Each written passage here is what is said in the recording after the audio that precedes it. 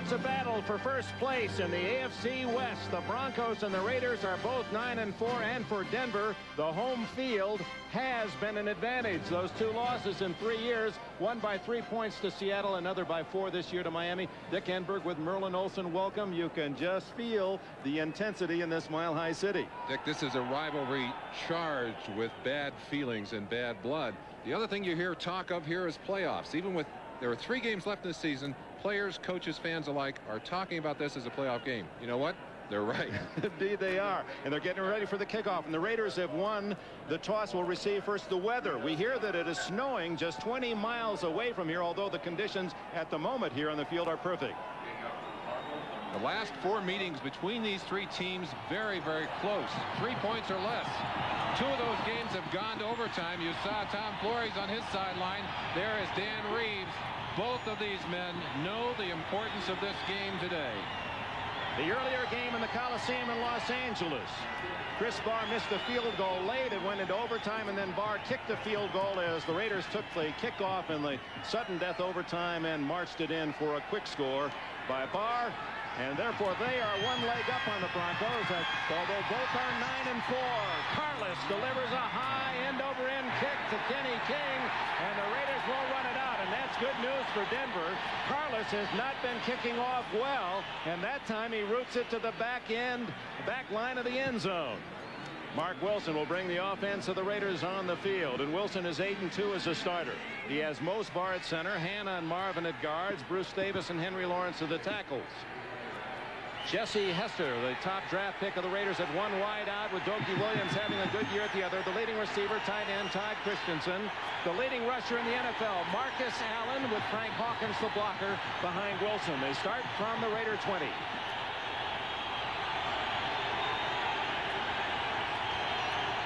That's Hester in motion.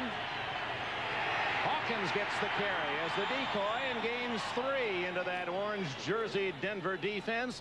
And they're led today by Barney Chavis, the veteran from South Carolina State, who is playing in his 180th game as a Bronco. That's a Denver record, breaking the tie with Billy Thompson. Chavis there at 1 defensive end. Reuben Carter on the nose. Rulon Jones, tough pass rusher.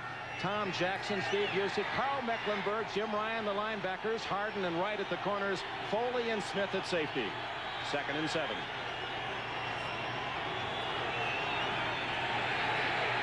Wilson's first throw complete to Todd Christensen right at the 30-yard line. Maybe a first down. It is. Dennis Smith with a tackle. Todd Christensen, the most productive of the NFL tight ends. 68 catches coming in. This Denver defense will employ Carl Mecklenburg, number 77. You'll see him all over the field today. They've used him already at 2 positions. They've been on the field for 2 plays. There's 7 letters in the name Mecklenburg and 11 positions. He played 7 of those last week, and Merlin will be chronicling just how busy a man he is. He's all over the field and was a 4-sack man, forced 2 fumbles last week, leads the club with 5. Marcus Allen reversing his field. That's where he's tough. He picks up a gain of about 6. And Dan Reeves talked about that yesterday, Merlin. We've got to stop him on the backside. Where he really hurts you is if you over pursue and then he cuts back against all that pursuit, breaks it open. He has such great awareness and such control as a runner. He always seems to have a sense of where the opening is, and then he has the ability to get himself into position to take advantage of that opportunity. Allen's first carry worth 6 yards at 2nd and 4.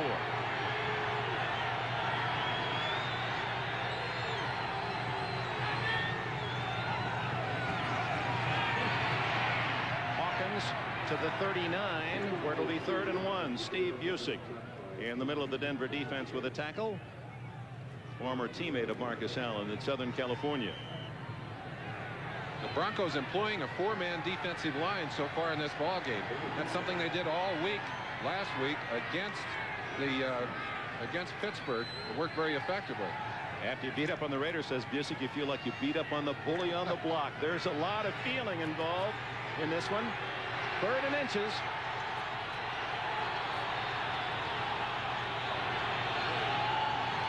Fumble! And Wilson covers it, but that will deny the Raiders a first down, and the fans love it.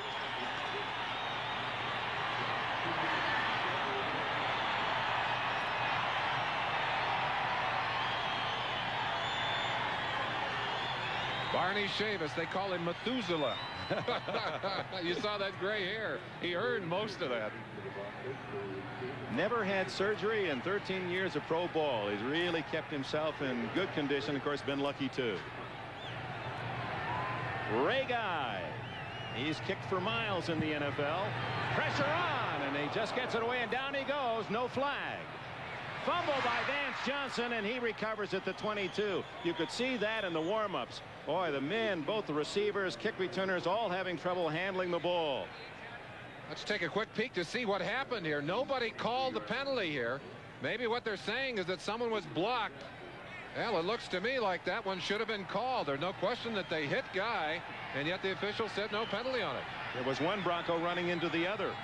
The Denver offense has Bryan at center, Howard and Bishop at guard, Lanier and Studdard are the tackles, Kay and Wright a double tight end with Watson leading receiver, Vance Johnson a brilliant rookie, Winder the lone back behind John Elway. Elway having a superb season. It's Winder. Across the 25-yard line, a gain of about 3 into the white-jerseyed Raider defense, minus Lyle Alzado.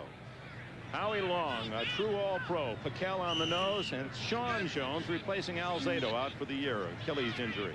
Van Pelt, Millen, McKenzie the rookie, Martin the leading tackler at the linebacking posts. Hayes and Haynes, that troublesome corner pair. McElroy's been out for 2 weeks, returns at safety. Stacy Turan at the other spot for the injured Mike Davis. 2nd and 7. Winder again. Short yardage to the 29-yard line. Just underway here in Denver in a crucial game. Now let's go to NFL 85, Bob Costas. Dick, it's a 5-touchdown day for Dan Marino. Dan Johnson is on the receiving end of what turns out to be a 61-yard score. The Dolphins now lead the Packers with less than 2 minutes to play at Green Bay. 34-24. It looks like 3 teams will be 10-4 in the AFC East. And that for the fans of these 2 teams in the West, also 9-4. I mean, somebody here will go home 9-5. The East not making it easy on the West in the American Conference. 3rd down 4. Watson in motion, and a whistle. Too much time by Elway. That'll cost the Broncos 5. Dan Marino, you just heard about his exploits in the cold of Green Bay, leading the Dolphins. But Elway, and with all the publicity given Marino, Elway has been right on his heels in success, the real success figures, and that's how many you win and how many you lose. The other thing that people notice and talk about is John Elway getting more comfortable, more relaxed on the football field. It's showing in the way he plays. 3rd and 9, first time out of the shotgun for the Broncos. 3 receivers to the left. Elway. Complete. Vance Johnson at the 39. First down. 15 yards for the rookie from Arizona. Vance Johnson lines up outside with Watson, and they're doing a little screening there, trying to break free. Sammy Seal, number 43, the man working there on Johnson. And Elway had to anticipate. He was under pressure, had to anticipate that break. Did a good job of getting that ball in the hands of Johnson. 3rd down and 9, and Elway converts the first down. Now back to the ground. Winder pays for a couple of yards. Sammy Winder returned to the lineup last week, just 12 days after he'd had surgery on his knee. And they didn't want him to have to play, but because of injuries to Wilhite and also to Lang, who's now off the roster, Winder came in and virtually played the whole game out of position. They played 2 backs last week, knowing that their short of backs had gone to a 1-back setup, and that puts a great deal of pressure on Sammy Winder. Only 2 healthy backs, Winder and Steve Sewell, the rookie from Oklahoma. Nathan Poole was signed earlier this week. He has not played football for 2 years. A draw to Winder doesn't fool Sean Jones, big number 99. And it's a gain of only a yard. The big players, the game breakers, and there is John Elway. No question, he's the main man for these Denver Broncos.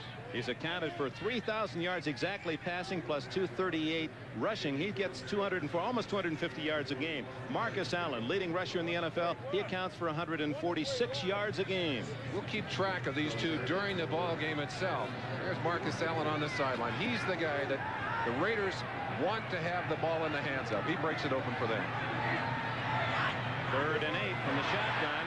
Long appeared to be offside. Elway has a free play and guns it for a first down. Or close to it. Now they're going to mark it shy of the 50. Only 8 yards for Clint Sampson. Going to be kind of a tough decision to make here. The officials warning Sammy Seal, number 43, to stay off on the play. We're going to see a lot of people jaw to jaw. These two teams charged with emotion, not only because of the importance of the game, but also because of the intensity of this rivalry. A lot of voices out there on the field. 75, 3rd down. Long trying to get an early jump. That's a bit embarrassing. And so the Broncos, seeing that there had been 4th and 1 on the completed pass, will take the 5 yards and save the down. The ball moved out to the 47, where it'll be 3rd and 3 for Elway. Didn't you like to play in games like this, knowing so much was on the line, and both teams reflected that this weekend? You pray at the beginning of the season that you've got this kind of shot. Both these teams have it. Now they both want the opportunity to convert it to a victory. Raiders have 9 men on the line of scrimmage. Elway's going to scramble. He's the leading rusher among quarterbacks in the NFL, and he struggles to a first down.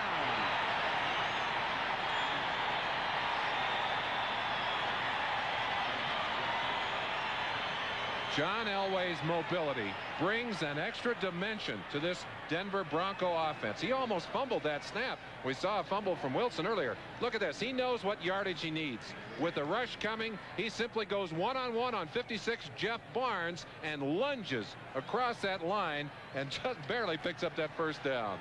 Needed 3, got 3.5. Ball in Raider territory. 6:44 left. First quarter, no score.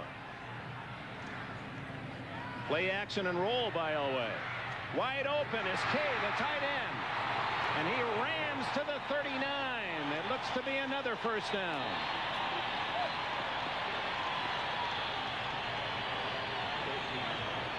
They may have to measure for this one. No, says Fred Ryan. It is a first down. The Bears win their 13th, 17-10 over the Colts. Many of you saw that game earlier here on NBC. New England goes to 10-4. Washington, a struggle, wins at Philadelphia. Other finals, Cincinnati, and the biggest surprise of the day, bombing Dallas. And St. Louis has defeated New Orleans. We'll give you that other score in a moment. It's first down, Denver. Winder. And the Broncos aren't getting much on the ground against that Raider defense. Give Winder a short 4. One of the reasons that they continue to run, and you might ask, well, they're doing so much better in the air. Why do they continue to run? They want to force the Raiders to prepare to stop the run, even though it has not been highly effective. If they once give up on the running game, the Raiders can play a whole different style of rushing, aggressive defense against the pass game. That other score that we just saw briefly was the Kansas City win, 38-10 against Atlanta earlier at Arrowhead. 9th play of the drive for the Broncos. 2nd down and 6. Under pressure, Elway clears it out to Watson, who pays at the 34. We welcome those of you who have seen the Miami Dolphins and Green Bay Packers here on NBC. Dick Enberg and Merlin Olsen. Mile High Stadium sold out as it has been since 1970. The Raiders and Denver no score. The Raiders unable to move the ball. A fumble by Wilson on a snap. They had to kick it to the Broncos, who have driven from their own 23 to the Raider 33 with 4 minutes and 45 seconds remaining in a scoreless first quarter. This is 3rd and 4.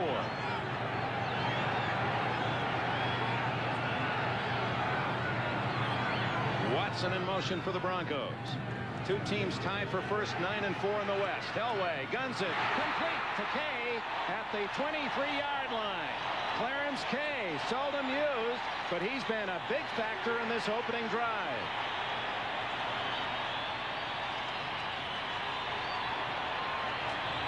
You'll be able to see from the end zone what John Elway will see as this play develops.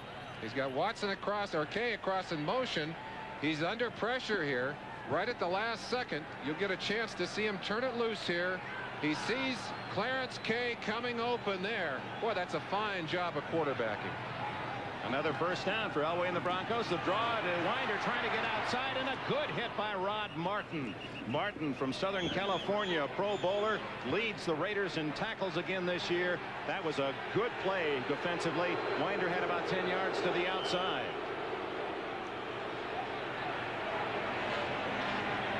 Clock ticking away, 3.5 minutes remaining in the first quarter. And it becomes cloudy, a beautiful day. Sunny and in the 30s at kickoff time. Very comfortable, but as we told you, there is snow 20 miles away to the west. As the temperature drops, it's plenty cold enough to snow here. We could well have snow before this day is out. Elway is 4 for 4 passing as he sets up shop, 2nd and 9. Going for it all. Sewell incomplete, broken up by James Davis, number 45.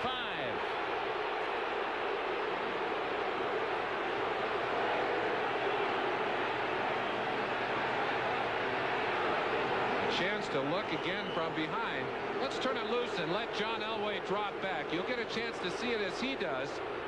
Stop it right there now. You see how those two, how they're chasing across. Lester Hayes going all the way across with the motion man. You see the pressure coming in now on John Elway. Look how they're breaking down the cup. And yet Elway still has room in there in that cup. Turn it loose now. He stays in long enough to get that pass out of there. And right there, you've got to wonder again if that shouldn't have been a call on Sewell. Nothing wrong with that one. Clint Sampson has 1st and goal for Denver.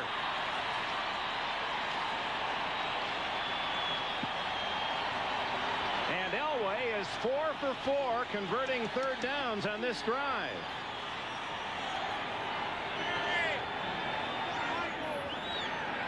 Denver has scored the last 9 times that they've been inside their opponent's 20-yard line. And they were perfect against the Raiders in the earlier meeting, although they lost in overtime in Los Angeles. It's 1st and goal. Steve Sewell gets a block. And then the coverage is instant by the Raiders as Sewell, who is maturing as a real threat offensively, this number 1 pick out of the University of Oklahoma. Credit penetration by number 55, Matt Millen, who did not make the tackle but got deep enough to kind of mess up Sewell's route on that. That's a little misdirection play, and Millen able to bounce his legs a little bit, slow him up. That made it impossible to do more than gain a couple of yards.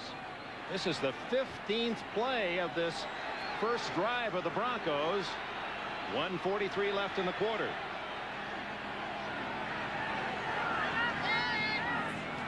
Elway on the roll. Incomplete to Winder. The ball was there. Winder couldn't tuck it away. We'll see Elway rolling out numerous times today, primarily to give himself more time. And often it will be, as in that case, a planned rollout. Watch Elway. There's no hesitation here. Just a little fake, and then he's heading out. That's a planned rollout. That's not a scramble. Getting to the outside. And that went right through the hands of Sammy Winder. A long 5 yards on 3rd and goal for Denver. This is where Elway's been tough. 4 out of 4 on 3rd down conversions.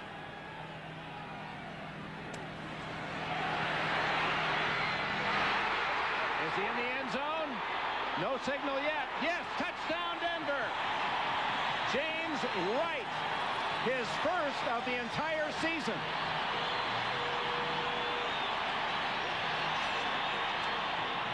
The Denver Broncos have not used their tight ends as much as many other teams, but they sure use them right here. 87, James Wright just lets the clearing go on. That's Clarence K clearing it out. Let's watch him right here and see what he does with that football. The ball has to break the plane of the goal line. He caught it right adjacent to the goal line, and they said he put the ball over. Must have been part of the Denver game plan to use the tight ends. Clarence K had a couple of key catches, and then Wright gets the touchdown. Carlos the extra point, and Denver takes the early lead.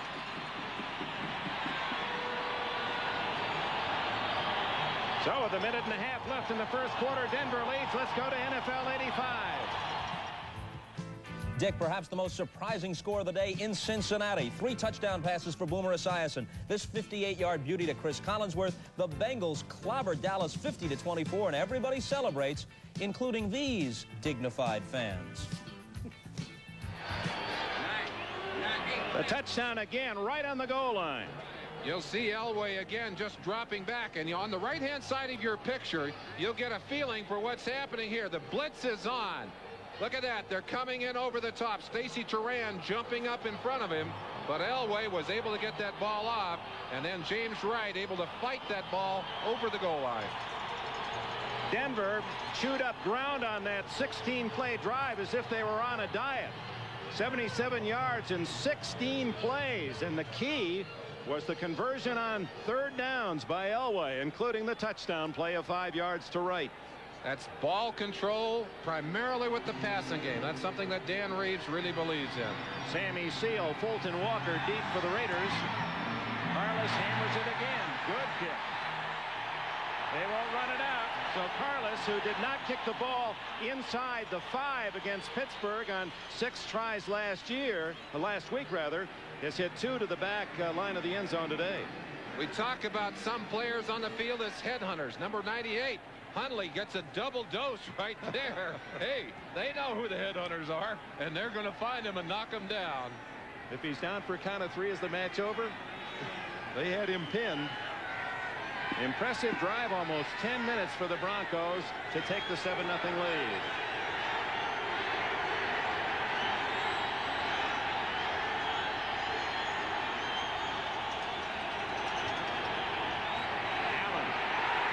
Rulon Jones gets him for a yard loss.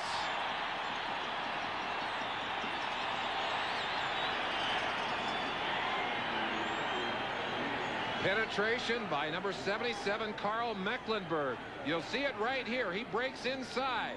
Mecklenburg forces Allen then to go outside, and there's the tackle. We welcome those of you who have seen the New York Jets and Buffalo Bills here in Denver. With a minute remaining in the first quarter, Denver leads the Raiders 7-0 in a battle for first place in the West. The winner will go 10-4 to match those 3 teams in the East that are 10-4. Mark Wilson calls time with 39 seconds left in the quarter. So from Denver in this noisy sellout crowd of 75,000, less than a minute remaining first period. Since the opening game 16 seasons ago, they've sold out here at Mile High Stadium. A fervent partisan crowd. The Broncos and the Raiders, so much importance on this game with only 2 remaining. 2nd and 11. Williams in motion. Good protection. Is it incidental? Yes. No penalty flag down as Hester became entangled with Steve Wilson.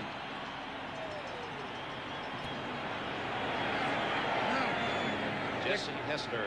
Dick, we talked about all of the different positions that Carl Mecklenburg will play. And it's interesting to me that a young man can actually master all those positions. I said, do you have to know exactly what you have to do in each one of those assignments? He said, not only that, he said, I have to practice at each one of those positions during the week. So he has a tremendous load mentally as well as physically. He likes a cool day like this because it keeps the energy high. So last week against Pittsburgh, he played both defensive ends, both defensive tackle positions, 3 linebacker positions. And he's right up there on the line of scrimmage now on 3rd and 11.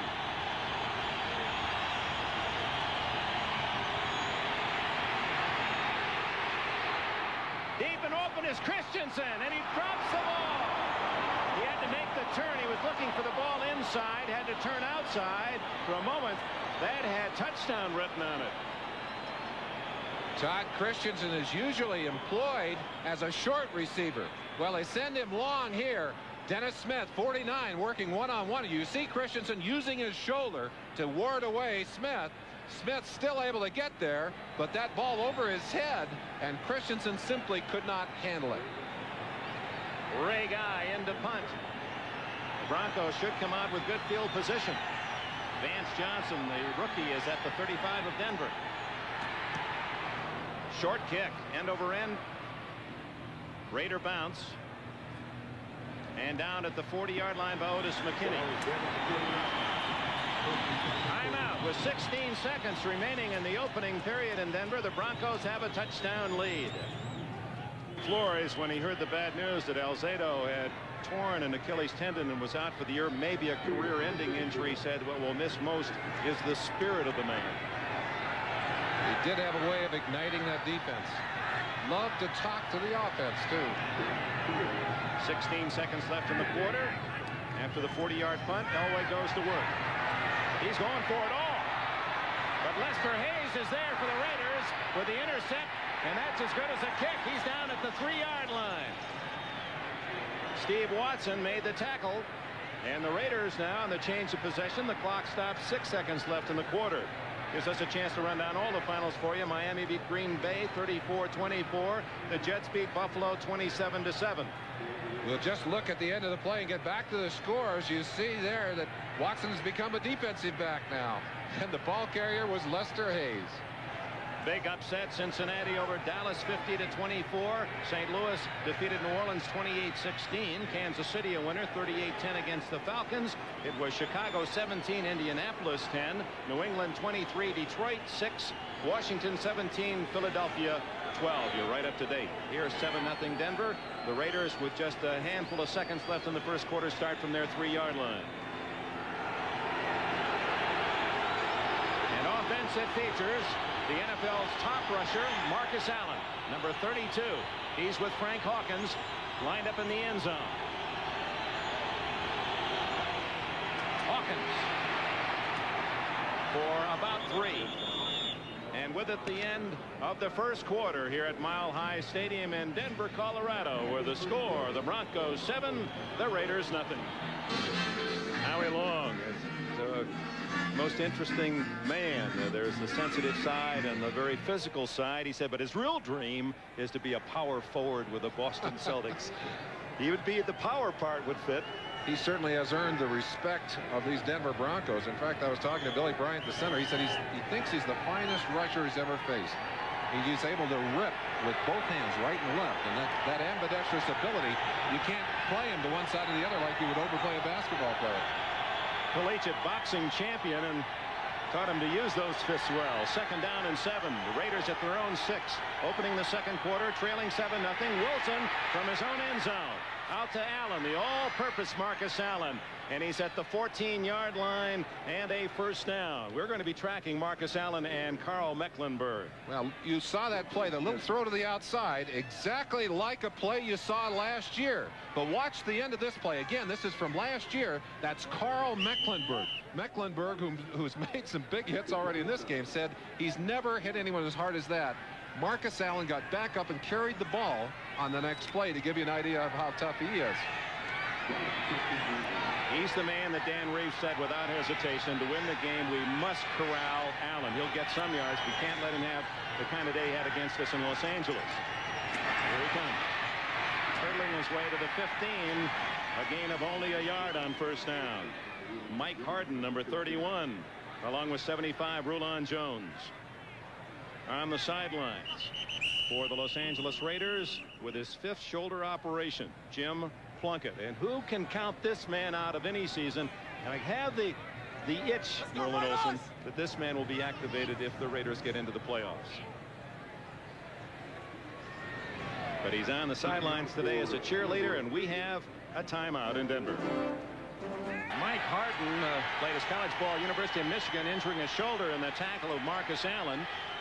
That is a position where the Broncos are injury thin. Defensive back Steve Wilson replaces him. 2nd down and 9 for Mark Wilson. The bomb on its way for Dokie Williams. Incomplete. It appeared to hit the helmet of Steve Foley, number 43. One of the things you will see that is a marked difference between these two quarterbacks. Wilson on the deep passes rainbows the ball, really throws it with a high arc to it. On the other hand, Elway will gun the ball, almost throws it on a line. You'll see Wilson now, he lofts this ball. It hangs for a long time. This ball actually underthrown, but look how high he gets that ball up. Camera couldn't even follow it. You were right about hitting the helmet of Foley. Bounced right off. 3rd and 9, and the Broncos bring in their pass rush specialists, 3 extra men.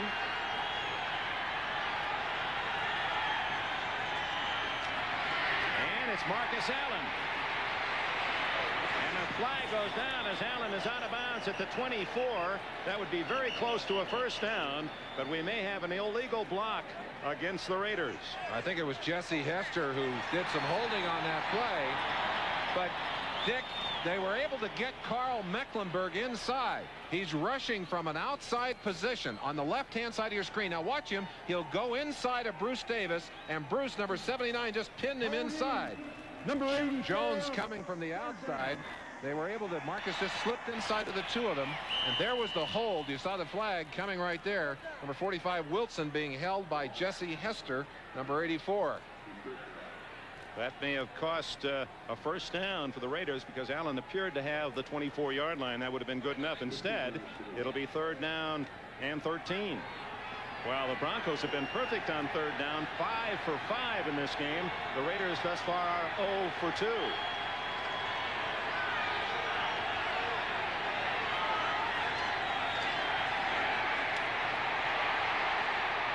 Wilson going to run it. And he steps out at the 22, short of the first down. 12 yards on the scramble by Mark Wilson, but not enough for first down yardage. Dennis Smith and Andre Townsend making the hit. Mark Wilson is a good athlete, and he's not afraid to run the football. He at times is not as aware in that pocket as you like a quarterback to be, but he has run for a 4-yard average on the year and made well over that. Almost a first down, but couldn't quite pick it up. Ray Guy comes in to punt for the Raiders, who have been very tough in allowing yardage on punt returns. Much of that due to coverage, but mostly the strong leg of Guy who roots it so high. This one's a little short. Vance Johnson at the 38 with a fair catch, and the Broncos with a lead have the ball again in good field position. We've played just over a minute of the second quarter. A 40-yard punt. Is brought to you by BMW, the ultimate driving machine. To arrange a thorough test drive, phone your nearest BMW dealer. By Coors and Coors Light, beers with a difference worth tasting. And by Curtis Mathis, a little more expensive but worth it. Well, that's what Steve Sewell could say. A little more expensive but worth it to be in there for the Broncos, and he was unable to dent that Raider defense for much other than a couple of yards. Let's check on some other action in the NFL. Late games, Cleveland and Seattle, both teams with hopes for the playoffs, tied at 3 in the second. The Giants jump out to a 2-touchdown lead at the Astrodome. They had to be buoyed by that Dallas score, and it's Minnesota leading Tampa Bay 6-0. 2nd and 8. Denver leads here 7-0 early second quarter. Draw play to Sewell.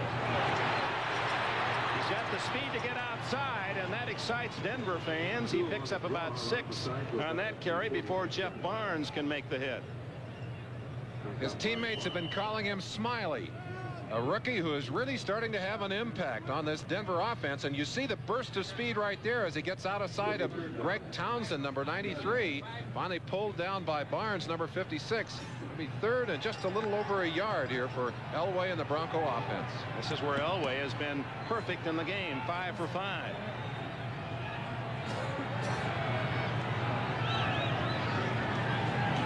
Doesn't run it. It's intercepted by the Raiders. Mike Haynes at the 50-yard line under pressure. Elway threw it away, but right into the arms of the veteran Haynes as we have some push and shove. And that was only a matter of time. LaFuse has been lit since the Raiders came to town. You're going to have helmets locked to helmets today, and that's Rod Martin, number 53. He's been one of the verbal Raiders, and there were some words passed between he and Clarence Kay via the press this week about what they were planning on doing in this game. Martin, of course, known for his big plays, and Tom Flores wanted to keep his team from getting too high emotionally. He said, you got to play this kind of game like a shark. No emotion, just get the job done. And I think his concern early in the week was keeping his players ready for the game itself, not letting them burn themselves out. You're saying they were ready this morning. We'll get that story right after this play. Raiders' best field position of the game on Haynes' 2nd pass interception of the season. Typical of the Raiders, they come right out looking for something big after the turnover. Left hit on Hester. Steve Wilson. And a flag is roughing the passer. Yes. Rulon Jones hit Wilson late. That hit by Steve Wilson was clean and not a penalty, but at the other end, Wilson was hit after he threw the ball by Rulon Jones. Costly mistake by Rulon. Roughing the passer, number 75, first down.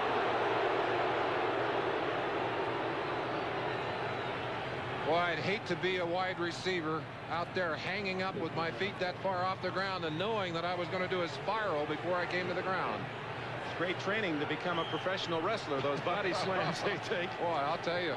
And that's his good field position for the first time today. The Broncos are down inside of Denver territory. Raiders indeed with a first down just inside the Denver 35. Marcus. He's a marked man, but look at the way he peels back, and he has blockers. 35, 30, and he dives to the 25. That's exactly what the Broncos feared most, that they would converge on Allen with 11 men, and suddenly there'd be no one on the backside. The same kind of play that Allen broke for 61 yards and a touchdown in the earlier game between these two teams. They've got him. He's dead to rights. But the great backs turn that kind of play into a big play, a nothing play into a big play. You've got to have great speed to be able to make that play, and Marcus Allen can do it. 42% of the offense, the leading rusher in the NFL. The Raiders have never had a rushing champion in their years in Oakland and Los Angeles. Allen, with 3 games to go, has a good shot at it. Fighting Riggs and Payton for the honor. Frank Hawkins picks up the first down on 2nd and a yard. And the Raiders drive now close to that 20-yard line with 11 minutes, 15 seconds left in the half. When the Raiders running game is working, they force Denver to play a different style of defense. The Denver defensive backs and linebackers must be much more conscious of that run and therefore are more vulnerable to the pass. They would love to be able to shut down the run and then just play the passing game.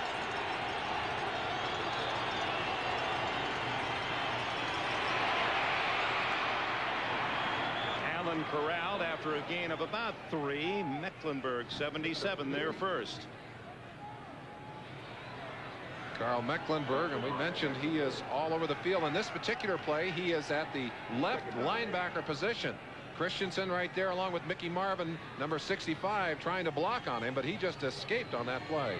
Two of the big defensive men, big playmen. Rod Martin of the Raiders has 6 sacks on the year. Mecklenburg with 12, one of the NFL leaders.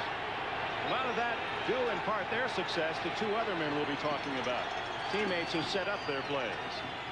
Play action. Christensen, first down at the 11-yard line. And the Raiders drive deeper toward that Bronco goal. You saw Todd Christensen drop a pass earlier that was in his hands. He does not drop many, believe me. On this occasion, one of the things that makes him so tough, he will never quit on a pattern. When Wilson gets in trouble, he'll go to Todd Christensen very often. That's his 70th of the season. Had a big game against the Falcons. Boy, has he been tough in the last 45 games as a Raider. He's caught 242 balls. I mean, he's always there.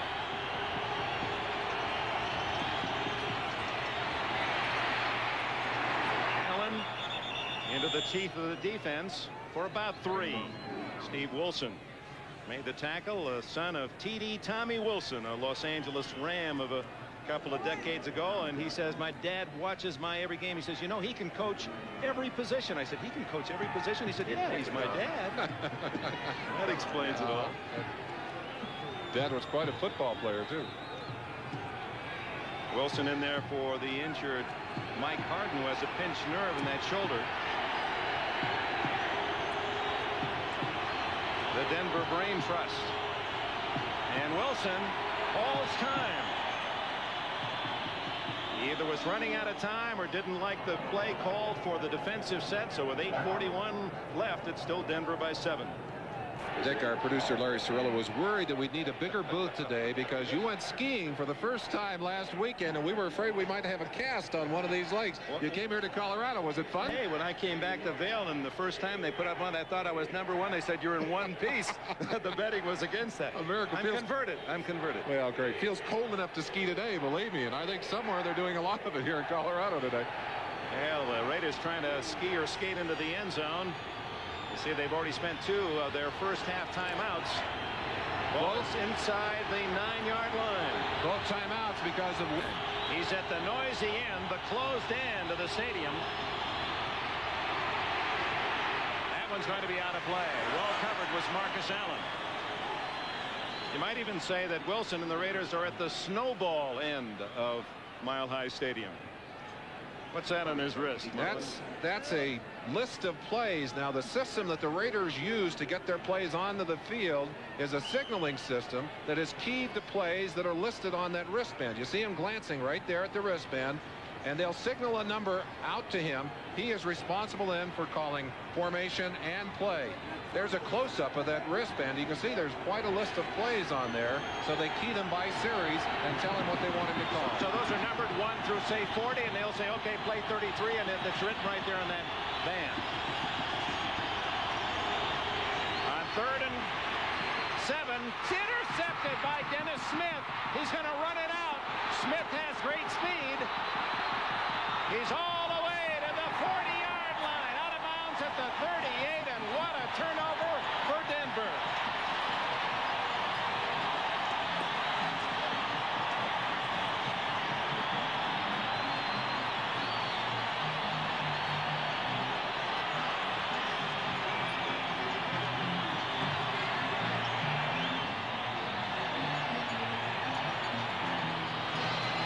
Wilson throwing into a tough Denver defense, just gets that ball over the top of Marcus Allen's head, and a great job of flagging that ball down. Good ball reaction by Wilson.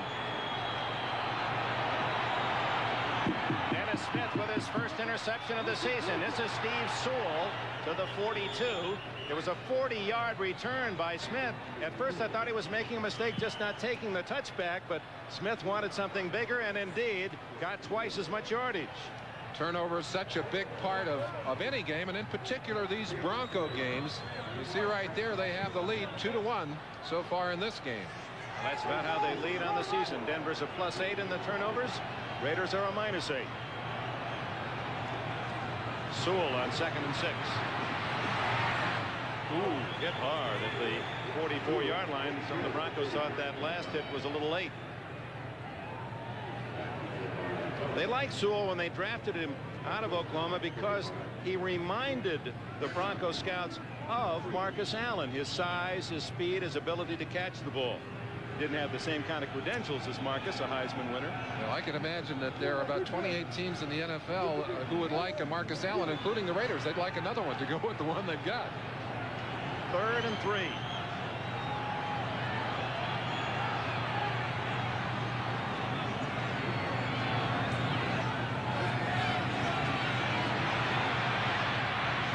Incomplete. Watson well covered by the sticky Lester Hayes.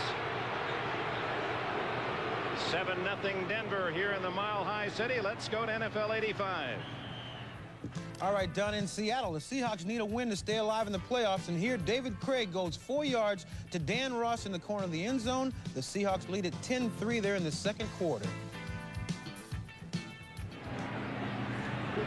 And here in Denver, 7 minutes remain in the first half. The Broncos will have to punt for the first time. Chris Norman kicking to Fulton Walker.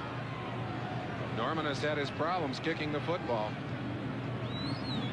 Last 2 weeks he's been under 40 yards in both games.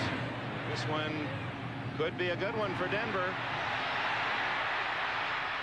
Well, he goes into the end zone.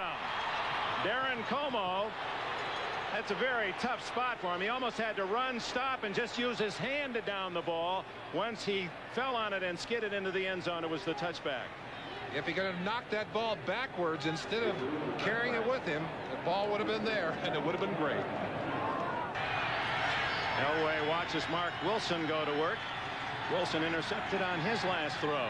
Elway's been intercepted twice. Dumps it off to Allen. And Mecklenburg greets him at the 25. The gain of 5 for Allen, who has not broken anything longer than 10 yards as a receiver or runner yet in this first half. Over on the right side of that Raider offensive line, Mickey Marvin 65 and Henry Lawrence both hurt last week and questionable for today. Lawrence with a knee injury. Marvin pulled his plantaris muscle. It actually exploded on him. And yet the two of them back in there and doing a good job of protection. There's Marcus Allen. That's like a long handoff. He's dangerous anytime he touches the ball. 2nd and 5. Allen again. Ad-libbing to a first down at the 31. The quick instincts and reactions. There was nothing inside. Boom. Outside he goes for the first down. Steve Foley said something very interesting about Marcus Allen. He said when you watch this man run in the films, you notice that he is very seldom out of control. Always has his body under control, and that's one of the reasons that he can make that quick movement to the outside. He's been a star all of his football life, going back to his days in high school at Lincoln High School in San Diego, where he not only was the leading quarterback and rusher, he intercepted more passes than anyone else, 4 for touchdowns on defense. Wilson with an isolate. Hester is behind Wilson and can't come up with the ball. And it appeared he took a bump or two in the process. No flag. I don't think there's any question about the fact that he was bumped. It looked like Steve Wilson using his elbow on Hester on that play. The official, for whatever reason, deciding to ignore it. Wilson gets that high lofted pass again. Seems to be up there forever. And right at the end, and I think we really missed the bumping that we were talking about. But Wilson did a great job of stripping the arms down. And that's what a good defensive back will do. Jerk those arms down so that the receiver cannot control the football. From Howard University in the nation's capital. A long shot, a free agent spotted by Dallas, and now making his home comfortably in that Denver secondary. 2nd and 10. Again going long. Louis Wright intercepts for Denver.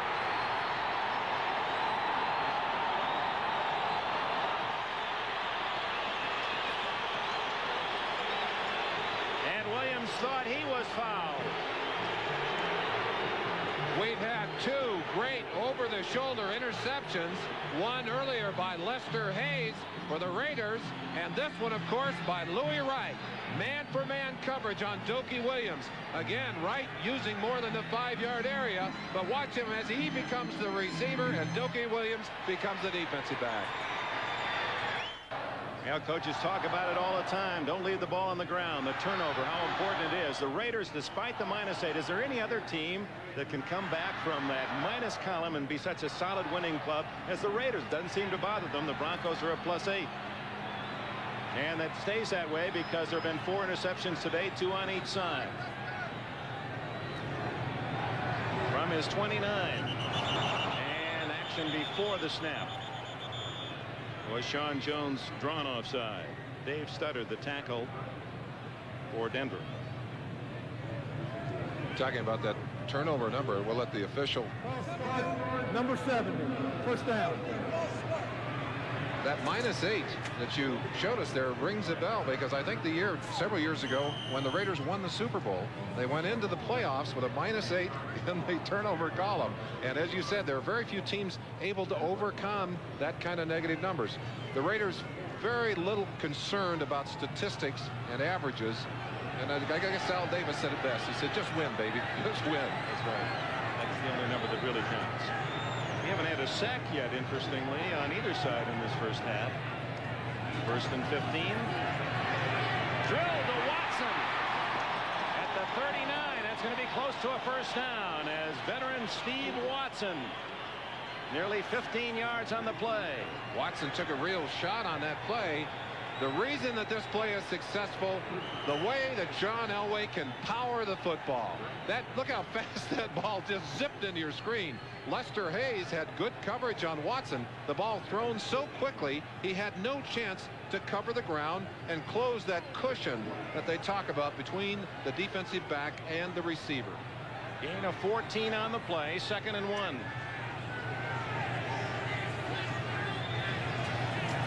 Winder. Not much, but enough for the first down at the 40-yard line. Sean Jones from northeastern of Boston made the tackle. Clock running, 4:22 left in the first half. You feel the energy kind of oozing out of this crowd. They love their Broncos here, and they're an enthusiastic crowd. The only thing I think that keeps this from being the noisiest stadium in all of football is the fact that it's outdoors and there's a place for the noise to go. You get down that closed end, it's tough, but it's open down to the right as you view it from our vantage point. First down, Denver leading 7-0. Less than 4 minutes remaining in the first half. Away from Howie long, and then the throw to the wide open Butch Johnson, and a flag down against whom in the secondary. Lester Hayes saying it's offensive interference on Butch Johnson. He was on the ground. Johnson, who has not played much in the last month, hence Johnson, the rookie, has taken his spot. And it is against called. him. It is called on Butch Johnson. You'll see it at the end of the play. Now he drives Lester off, and right here he'll use his shoulder on him and just push him away. You see the arm and the shoulder right there. And of course, the defender is entitled to the room he has as well. Lester Hayes, John Goose Gooden, using a couple of baseball names. Elway's slider comes in at about 105 miles an hour.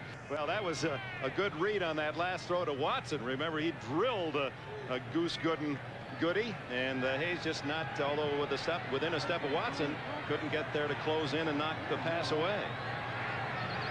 That offensive penalty makes it 1st and 20. Little reverse to Sewell. Van McElroy and James Davis with a tackle at around the 36.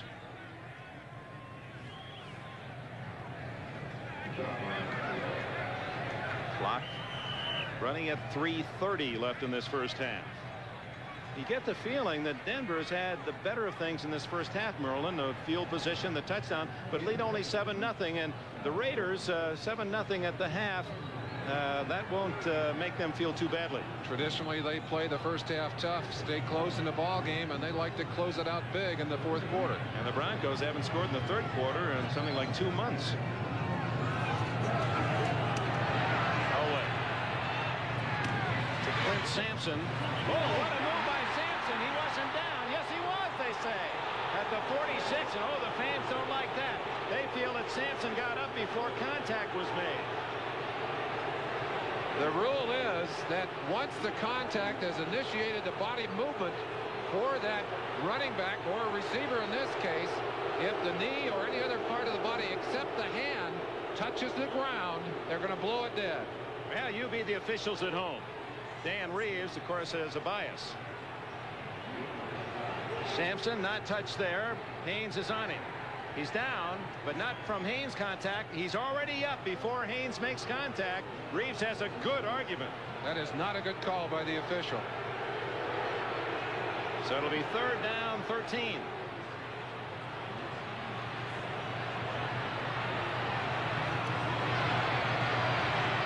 Elway, good protection. Drills to Watson. First down.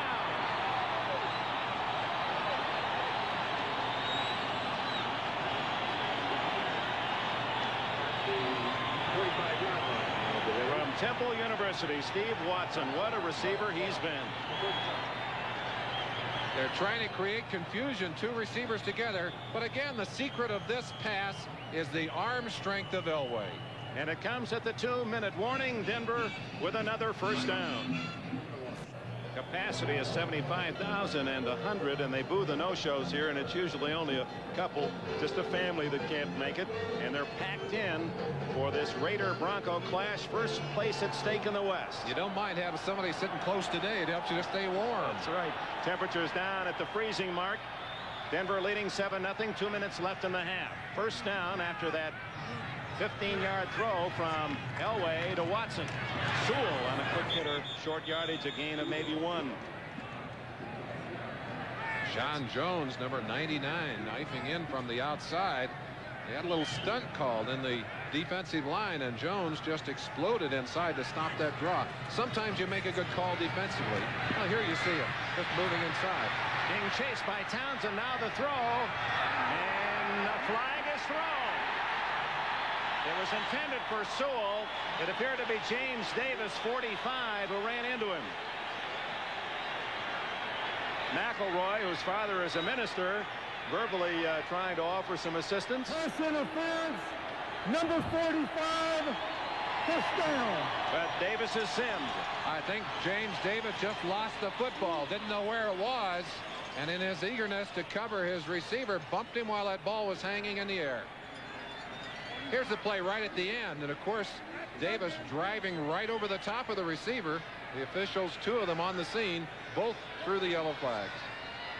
That's a case where just looking back at the quarterback wasn't good enough. A big play for the Broncos with 1:35 remaining in the first half. Watson in motion. You see Haynes chasing him across defensively. Complete to Vance Johnson to the 1-yard line.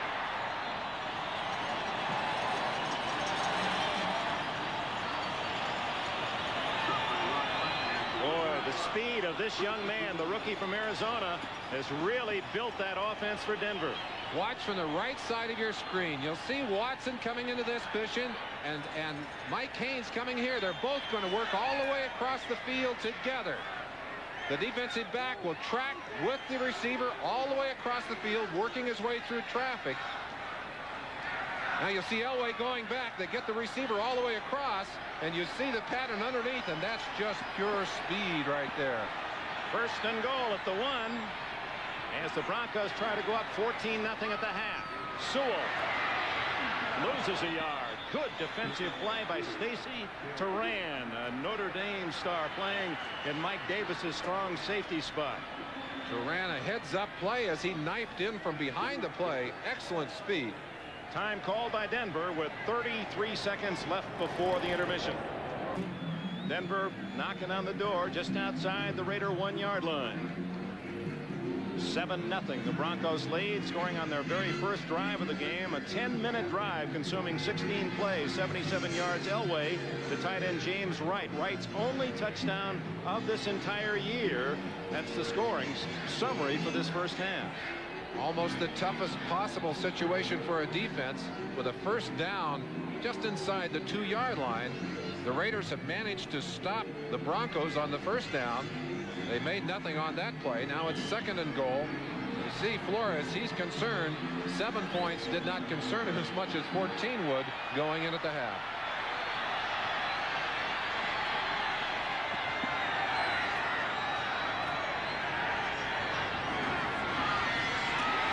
Touchdown, Denver.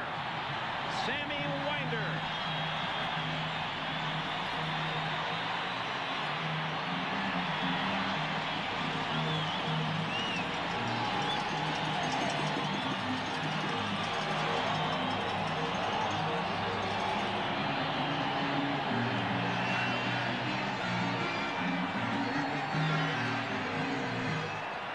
Broncos used big number 87, James Wright, to come in and trap on that play, and we'll have some replays for you after Rich Carlos gets a chance for the extra point.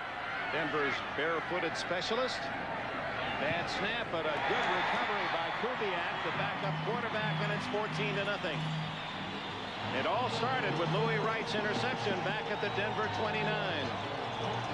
Chance to look close up on this play, and you'll see number 87, Louis Wright, coming in right there from the outside of your screen as a trap blocker, and he was able to make a little bit of room in there.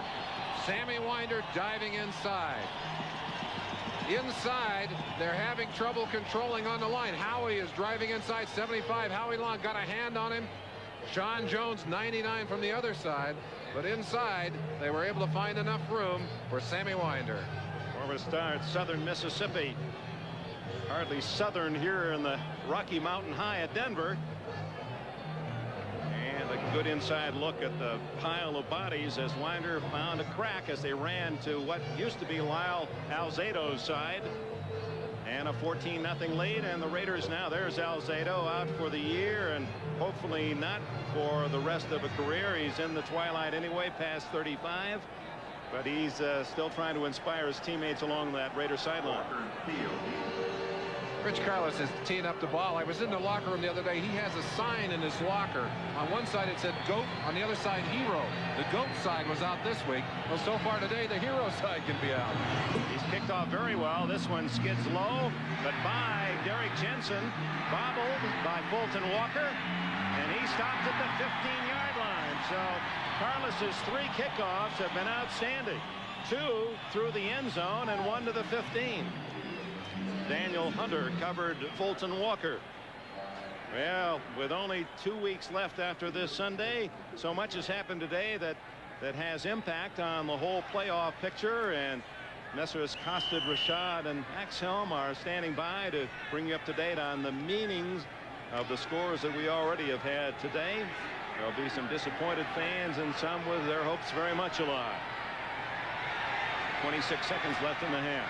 Fumble, and the Broncos have recovered.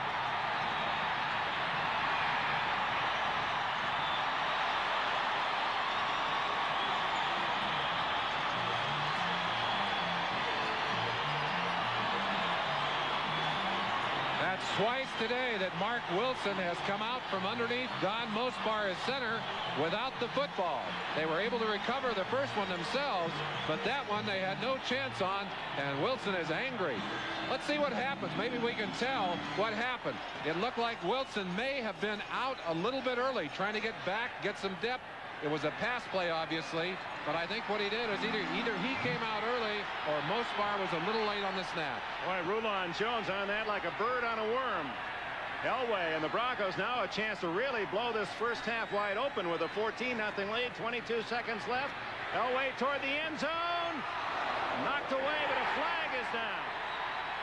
Both Kay and Steve Watson in the end zone, and Stacy Turan applauding as if it might be a Bronco penalty. It is. Second offensive interference penalty of the day, and that's very unusual to see that many.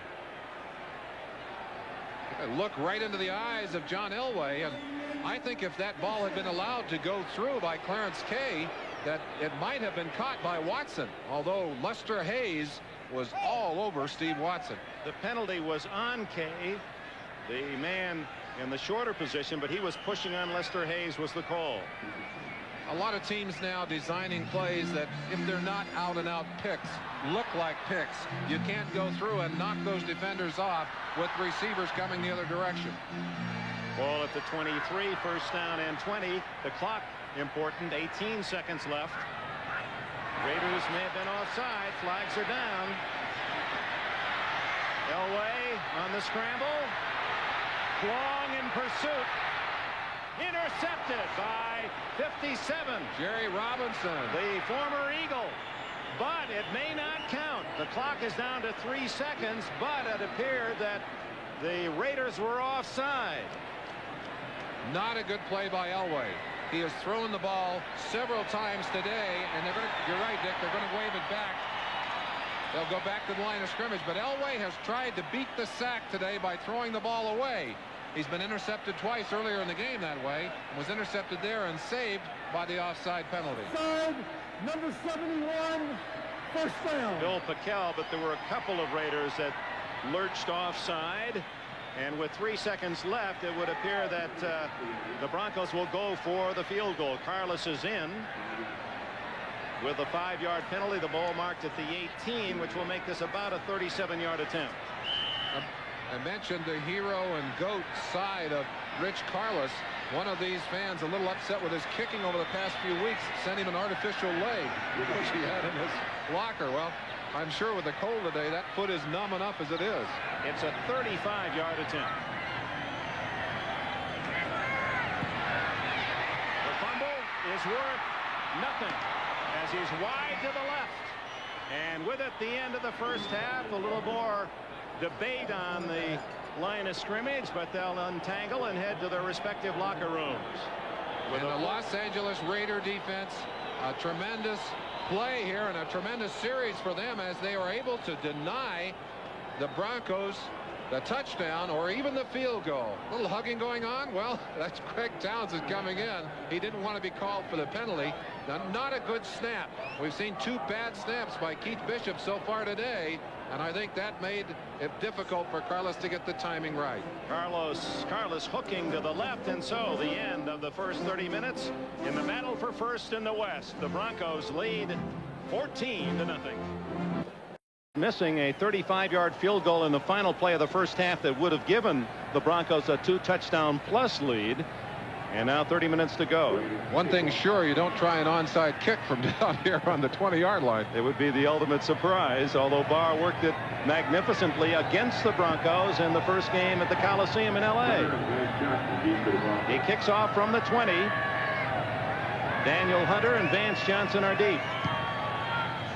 Good driving kick. Boy, he drilled it out of there. All the way to the 8-yard line. Hunter.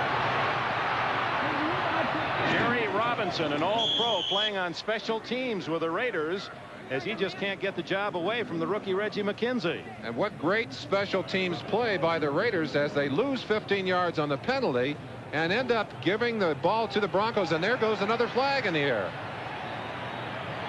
There's another unsportsmanlike yellow flag, and Howie Long is the man, or no, it's Matt Millen debating with. I think they better get out of there. They might get another one. Fred Wyant, the referee. I have an unsportsmanlike number 56. That's against Jeff Barnes, his 56. So at the end of the half, 15 yards for unsportsmanlike, and that's how the second half begins for the Raiders. And they'll kick it over again, this time from their 5-yard line. No, they're going to mark it off there. I was going to say. They get it to them after the change of possession, so it does move that ball out. And where they were going to start on the 21, they now start just outside of the 35, out on the 37.5, 38-yard line. I thought we were going to see something I've never seen before, a kickoff from the 5-yard line. So the Broncos in excellent position at the 37. That's right in motion. And Winder, the solo running back. To the 41. Second down and 6.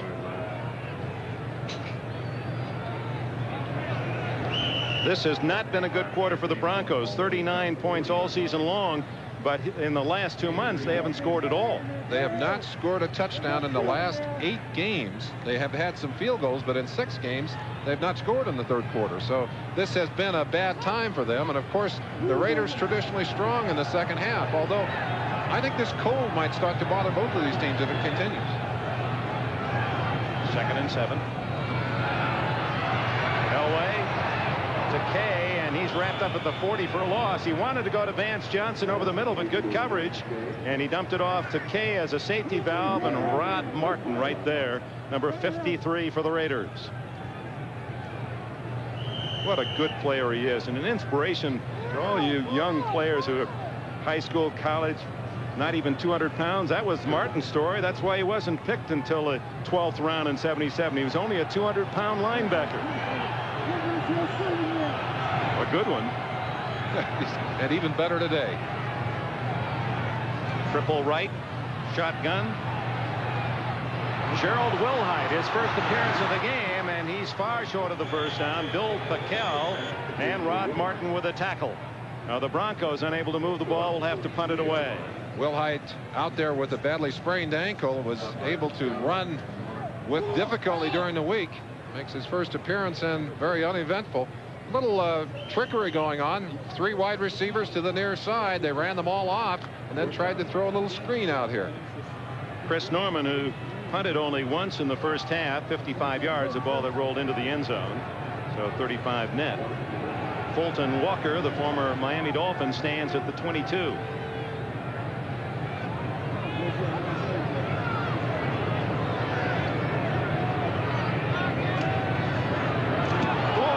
Miss that one. Jeff Barnes right in on Norman, who got it away to Walker at the 15. He's dangerous. 25, 30, 35 and out of bounds at the 37. Fulton Walker. How in the world did Barnes miss blocking it? Jeff Barnes, I think, afraid that he was going to miss it and rough the kicker. He's in plenty of time, but took the wrong angle. I think if he'd have angled across the kicker's foot, he would have knocked it away. Speaking of wrong angles, there's our sideline vehicle. One of the very best in the business, Lou Gerard, working on that last Sunday. He had an accident, fractured a bone in his leg, his foot, and we really miss you, Lou, and hope you have a speedy recovery. We never counted on you for extra points anyway, but we miss your artistry. Broke that ankle in 3 places, I understand. Marcus Allen out to the 41, a gain of 4. Dick, maybe we can go back to Fulton Walker with that fine return. He'll move closer to a record. He's only carried the ball back in 8 games as a punt returner, but he's closing in on Greg Pruitt's all-time NFL record of 666 yards. Here's the last part of that play. Hopefully we get the end of it, but well, no, there he is. The better yet, look at the man himself. And what a tremendous record to be able to return for only 8 games. Came 4 games into the season, missed the Miami game, and is still working on that record. Needs an average of 45 yards a game to do it. Raiders have been so good at picking up that loose man. Marcus Allen not open. Flag is down. Back in the Raider backfield.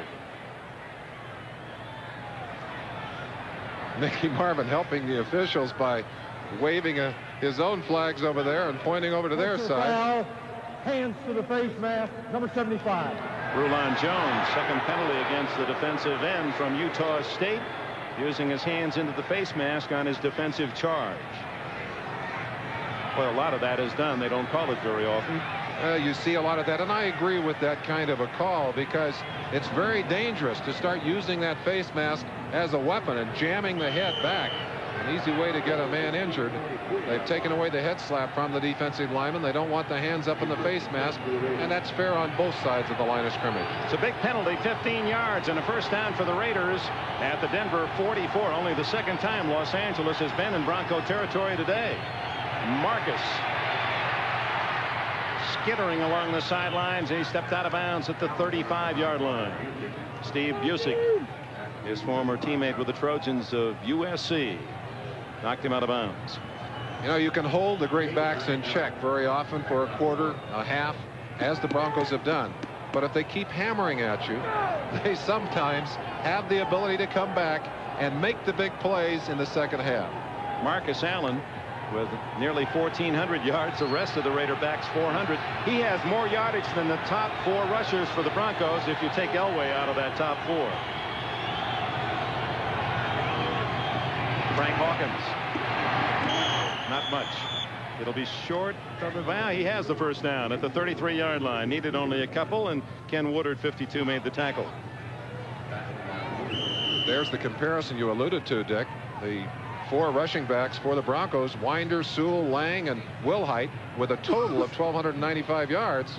Marcus himself with 1,392. And I'll tell you, in his importance to this team and what he has contributed, he's got to be one of the leading candidates for MVP on the season.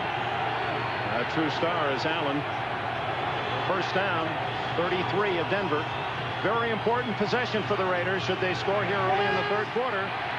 Wilson going long for Christensen. And a flag is down. Foley and Smith double coverage and a flag at the 10. That we'll wait to see against the receiver or against the defender. Against Denver. Interference.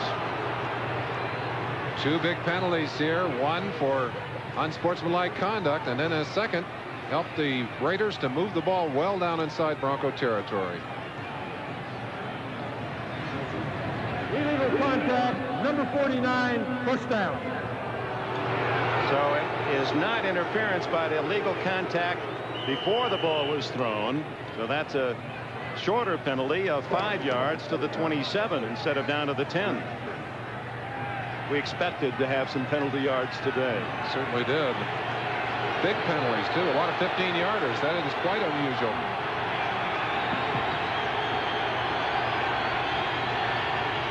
Allen blasting to the 20. Gain of about 6 more, maybe 7. And again, a little extracurricular action. Carl Mecklenburg finally with the stop of Marcus Allen. Normally rather sedate Reuben Carter, number 68, up nose to nose with number 65, Vicky Marvin. And tempers are short in a game like this that's emotionally charged because of its importance and also because of the ongoing animosity between these two teams. It's bound to happen.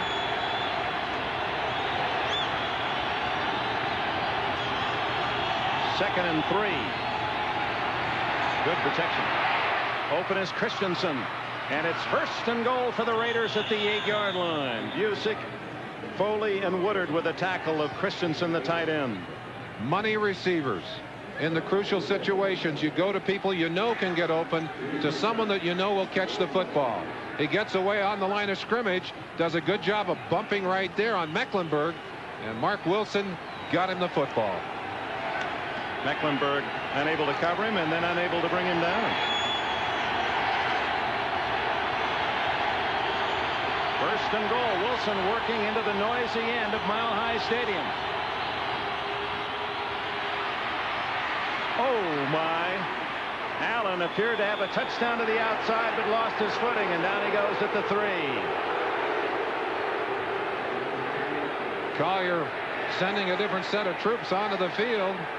I'm sure glad that they dodged that opportunity for a touchdown by Marcus. He just tried to cut too tight. I'll tell you, they've done a great job of getting this field and keeping it in shape. They've had a horrible November, and yet this grass is still growing. They've kept it in good shape, but not able to support that hard cut by Marcus Allen. 14-0 Denver. The Raiders trying to get on the board. 8:40 left, third quarter. Wide open is Christensen for the touchdown. And that quiets this Denver crowd as Todd Christensen embraces his 6th touchdown reception of the season.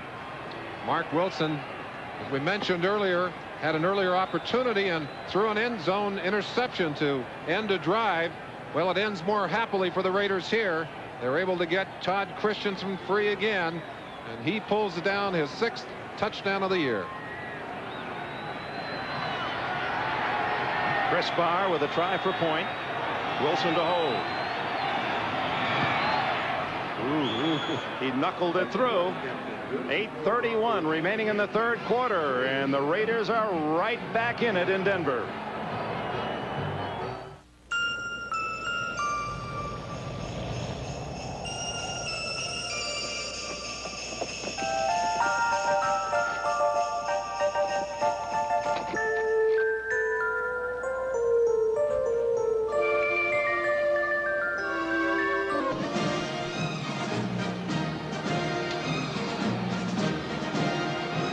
Dick Enberg with Merlin Olsen. Welcome back to Mile High Stadium in Denver. The Raiders have closed to within 14-7, and Barr's kick sailing deep into the end zone, and Daniel Hunter will not run it out. First down, Broncos at their 20-yard line.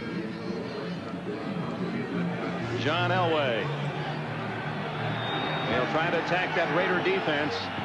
Second best in the entire NFL in their percentage of passes completed.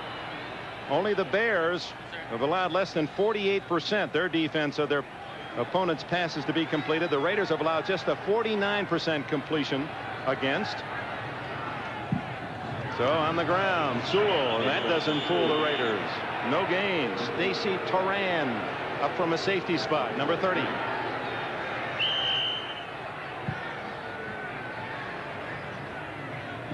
This has been the jinx quarter for the Denver Broncos. They've seen their lead melt from 14-0 to 14-7. 8 minutes left. First play of this drive does little to inspire optimism in this crowd. Vance Johnson way out to the right where Lester Hayes has him. And Elway rolls in that direction and goes long. It's a bad pass, and Hayes will intercept. Mike Haynes has his 2nd interception of the year. As the pass wobbled, Watson was deep, and that was a perfect chance for Mike Haynes, his 2nd of the game, 3rd of the year. Howie Long just about knocked himself out as he hit John Elway. He's still wobbling there. Elway trying to avoid the sack. Will feel the pressure coming from the backside. Howie Long, 75, will be coming into your picture. and Elway throws the ball and literally goes into his 3rd interception of the day by trying to avoid the sack.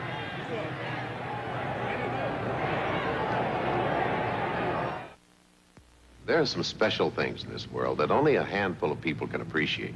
Now, maybe you're not one of these people. But if you are, spend some time getting to know Mazda's new RX-7. But I'll warn you, it'll flat spoil you for anything else.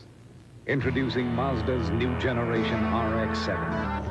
The 10-year veteran from Arizona State, Mike Haynes, 7 times a Pro Bowler, and he's had a good day today. Only 1 interception coming in and 2 against the Broncos this afternoon. 38 on his career. And it positions the Raiders down 14-7 at the Bronco 46-yard line. Oh, Mecklenburg. No, it isn't Mecklenburg. Simon Fletcher, 73, greeting Allen for a loss. He's one of the top picks, or rookie picks of the Broncos out of the University of Houston. Dan Reeves mentioned that he had played well last week. They put him in that 4-man alignment, and he said he played so well in his first exposure that we're going to give him a chance to play some more. Well, now you know why. Single parent. He's raising his 2-year-old daughter, Ashley. I said, what are you learning from her? He said, patience. I said, what are you teaching her? He said, I'm trying to teach her to get potty trained. Like any parent with a 2-year-old. Puts everything in perspective. Wilson. Scrambling. Mecklenburg gets him from behind at the 39. 7 yards for Wilson. A fine play by Mark Wilson, who recognized there was no place to go. Mecklenburg talking about his unique opportunity. The fact that he gets to move around in that defense and literally has the kind of freedom. And, well, we've seen that with other players and other teams. We used to watch the Stork. Teddy Hendricks do that for this Raider team, and of course he played just the linebacking positions. Mecklenburg will also play all the down line positions. Broncos answer to Joe Palooka. This has been the trouble spot for Mark Wilson, where Elway's 2 touchdown drives have involved making the 3rd down conversion. And a scramble again. He's got the 1st down and a flag with it. It appeared they got the face mask. They're going for the head. These officials, I'm sure, conscious of the explosive potential of this rivalry. They're not going to tolerate a lot of messing around on the field.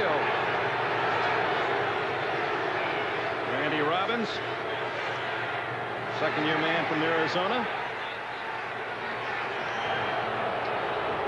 Face mask. 15 yards, number 48.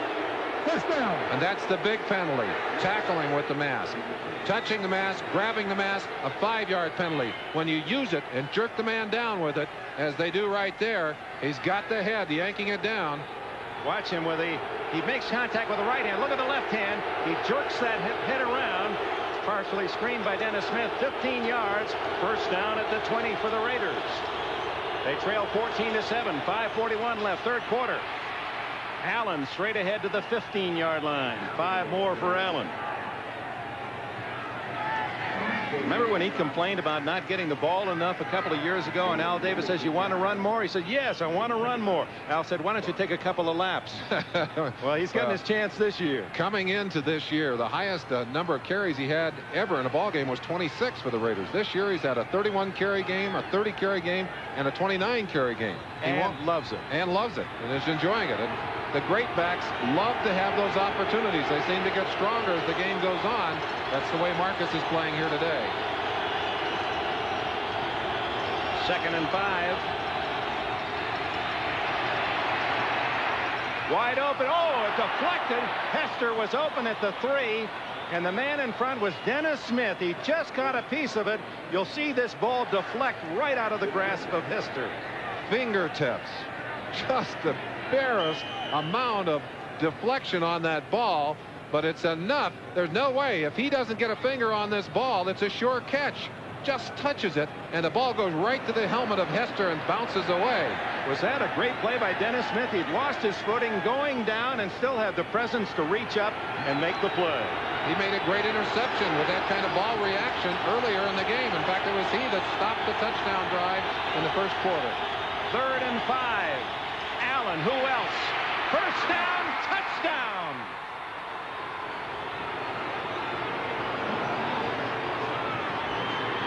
just gliding so smoothly into the end zone. And it's 14-13. And talk about a touchdown maker. The game breakers, no question about it. On a play where the Broncos were thinking pass, Marcus Allen is running. 15 yards and a chance to tie as they'll tee it up for Chris Barr.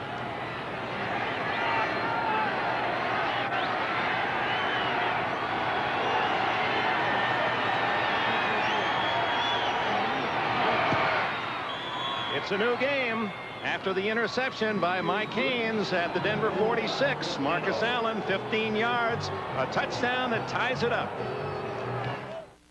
On the left, former Dallas Cowboys star Dan Reeves in his 5th year, already the winningest coach in Bronco history. Tom Flores, 20 years now in the silver and black as a player and a coach, his 7th year as head coach.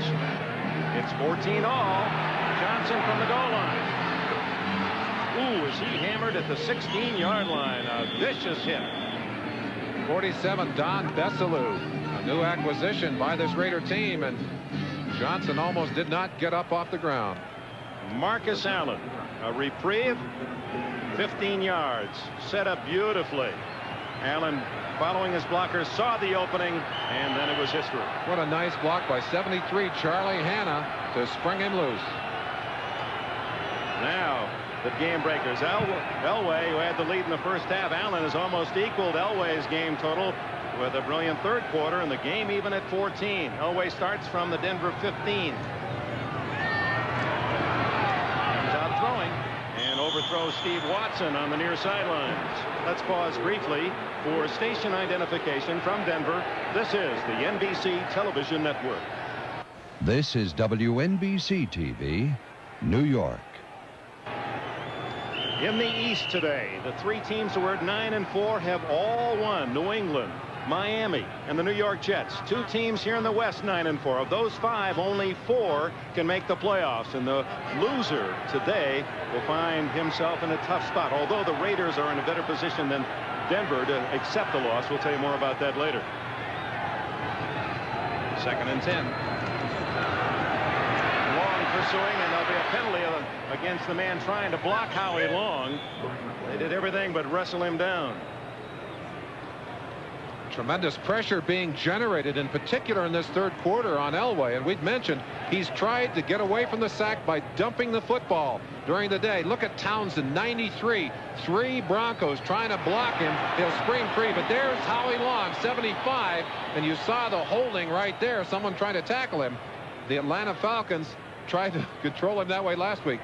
There were 5 calls for holding on the man who was trying to block Howie Long last week. Hold on, I believe they're going to call that against the Raiders. Number 93, first down. They said that Townsend was holding the blockers. There's an unusual call.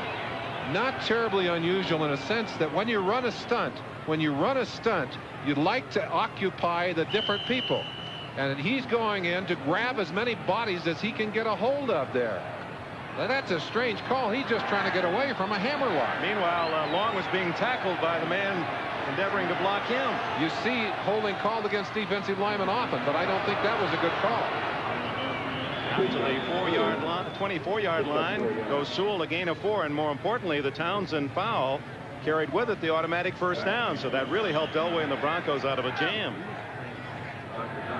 By the way, the Broncos in the third quarter, we told you, hadn't scored a touchdown in 8 games. They certainly haven't today, and they have not made a first down in this third quarter, while the Raiders have racked up 8 and 2 touchdowns to tie the game. Nathan Poole, he's been sitting in a computer office all this past year, hasn't played football for 2 seasons, and with a desperate condition of the running back status here in Denver with the injuries to the likes of, well, most recently Gene Lang, Poole, who played a couple of years in Cincinnati, 2 years in Denver, was signed right out of the office. Said, I'm no Walter Payton, believe me, I'll try to make the adjustment. An inspiration, I'm sure, to everyone who feels that they can put on a uniform and partake of the activity on the field. Broncos hungry for just the first down. Elway needs 4. And he'll get it with that throw to Steve Watson. And look at Lester Hayes. That's not the new funky chicken. He thought he was being pushed.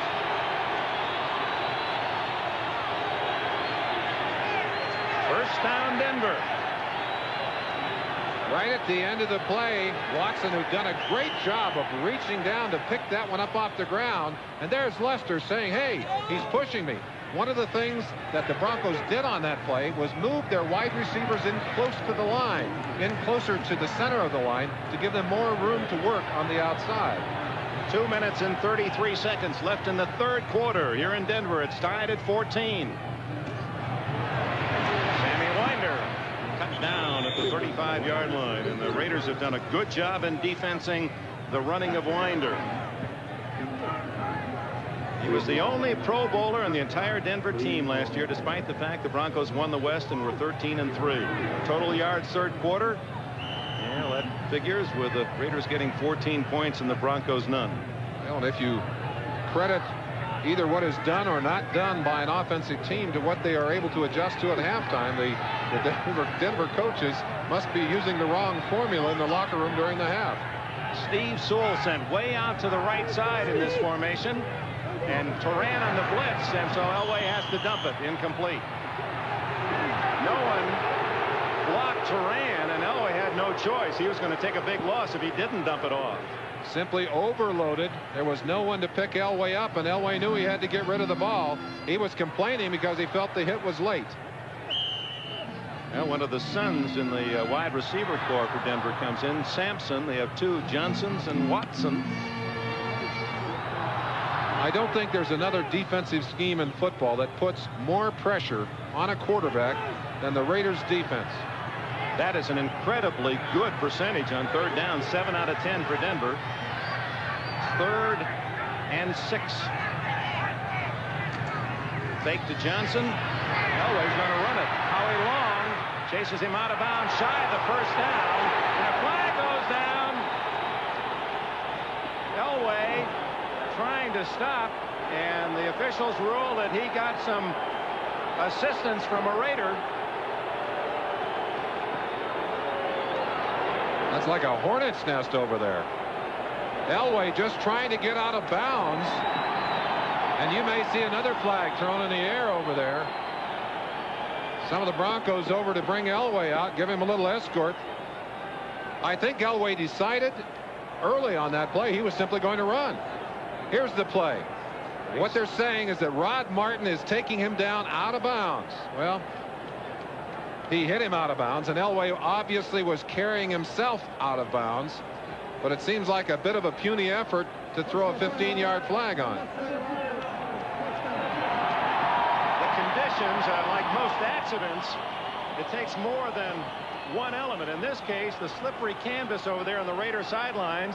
Had that been a normal situation, Elway would have stopped, probably wouldn't have fallen so dramatically, and there would not have been a flag. But it looked worse than Martin's. In fact, you could almost make a case for Martin trying to catch Elway. And of course, that would have brought up a critical 4th down. Elway escaping twice in this drive because of penalties against the Raider defense. And one has to believe that these officials are so concerned about this game getting away from them that they're calling it awfully carefully. See that bulge on the knee of Elway. Protection that he needs. First down. Look out. James Wright. And the former TCU star. Close to a first down at the 39. Brad Van Pelt was pressuring Elway. You see Elway limping. That's that bad left leg. He wears the big brace to protect it. But he has taken a lot of shots today. Many times as he's gotten the football away, he has found himself flat on his back looking up the sky. If I was a head coach, leading the NFL as a quarterback in rushing is not a good statistic. But sometimes it's a matter of conditions, and Elway continues to run the football. As they measure for the first down, the one thing that you have to know about Elway is that he wants to be the impact player on that offense. And he has really been the key, both with his running and with his throwing. Today, the yardage is good, but the interceptions, and that's he's been doing a much better job of that. And again, I think Dan Reeves had talked to him and said, just throw that ball away. Well, in throwing it away today, He's thrown it to the white-shirted Raiders on 3 different occasions. He's just a few yards away from setting a new Denver Bronco all-time yardage mark. He's already this season set new marks here in Denver for most passes, most completions. He'll move ahead of Tripucka and Morton with about 30 more yards this afternoon. Just short of the first down at the 38 of the Raiders. That's a down to play with 2nd and inches. 1 minute 17 seconds left in the third. Dick, is it just me, or is it that the Raiders don't look quite as intimidating in those white uniforms as they do in those big black jerseys? Something about that black.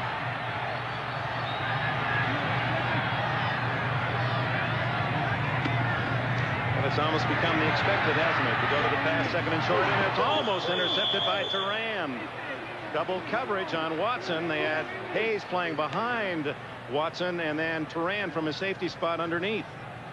Showing his confidence, and we talked about money receivers. This is the guy that Elway wants to go to, and I think, again, credit the velocity of that pass. Turan up there in front of it, but it couldn't get his hands on it. Elway really put some heat on that ball.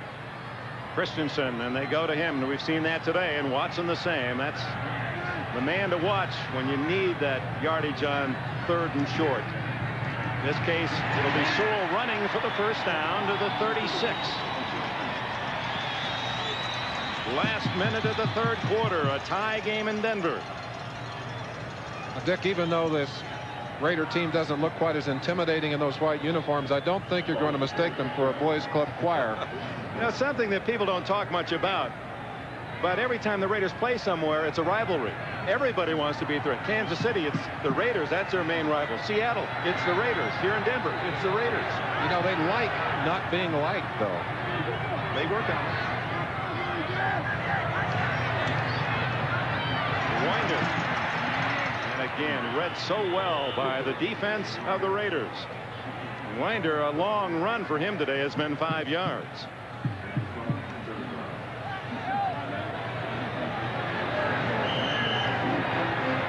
Broncos failed to score again in the third quarter, and after 3, it's tied at 14. We'll be back after these messages from your local station. Walter Poindexter's about to make the purchase of a lifetime, a television that will bring primetime alive in his living room. Goes now, driving into field goal range at the 35, 2nd and 8. Good protection for Elway, and now it breaks down, and he is down in the grasp of Sean Jones, 99, who has replaced Lyle Alzado. That's the first sack of the entire game on either side. Jones has 5 in the 3 games since he replaced Alzado. From the end zone, you'll see Jones coming from the left-hand side. It looks like he gets down on the ground and actually crawls in there. There he is. Now watch him. He's just got Elway's ankle and gets back inside and jerks the legs out from underneath him. Long arms. I'll tell you, he is going to be a player. He's 6'7" and 265. That would take the Broncos out of field goal range. 3rd and 16. Elway needs some big yardage. Down the middle to Watson. Lester Hayes, no flag.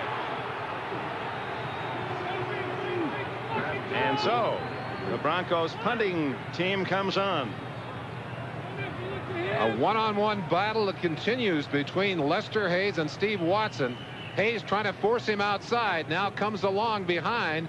Times his hit right there. Goes up with the ball. And again, the defensive back batting it away at the last second. Excellent timing. He likes to fish for barracuda, does Lester Hayes. He's in the right sport here too, then, isn't he? Does he bite him when he gets him on board? Oh, the judge, he might do anything. Chris Norman. Fulton Walker at the other end. Toward the coffin corner, and it kicks the other way for the Bronco fans into the end zone. Norman disappointed. First down at the 20. 42-yard punt. 14 minutes left in Denver.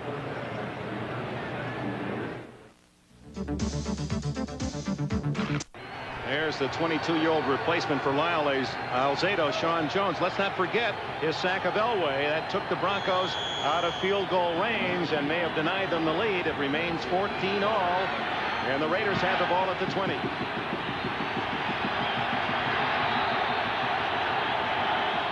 The crowd trying to help the Denver defense.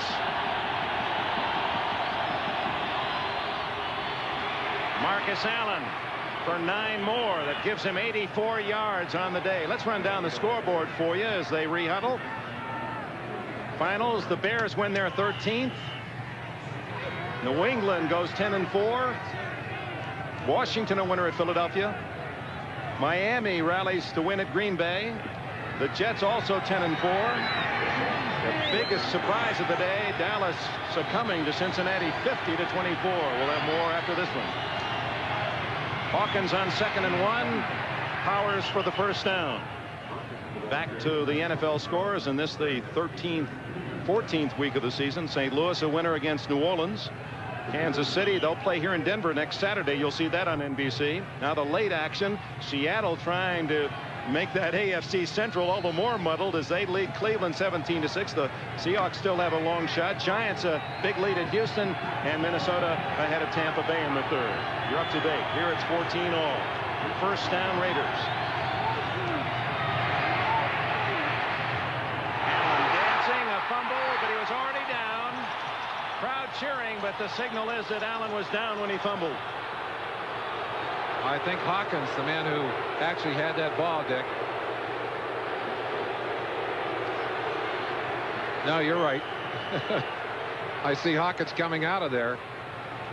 It looked like he did have his hands on it until he hit the ground. But he was juggling. He was juggling that ball. And of course, one of the fortes of this Denver team is their alertness. Boy, they pounce on those fumbles when they see them roll.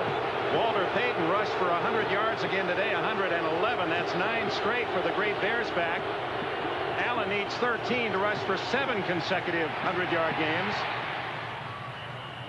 That's short yardage out to about the 37-yard line. Not much there, and a flag is down. There have been some interesting calls, some tough calls for officials today. Well, there's another one. A holding call against the Los Angeles Raiders. Here's that last play in slow motion. Now watch Allen as he's hit here initially. It looks like he begins to lose control of the football. Almost pinching it against his head. That's a fumble. That is. Well, Dick, I don't know. But that's slow motion, and if you're an official, we're looking at slow motion. Number 70, second down. The other thing is, you know that the first part of his body that hits besides his hand or his feet is going to mark him down. That's right. Yeah, we're watching the shoulder. The knee is down a little earlier. But well, he was going down on his back. I don't think it was his knee that hit first. Yeah, or whatever.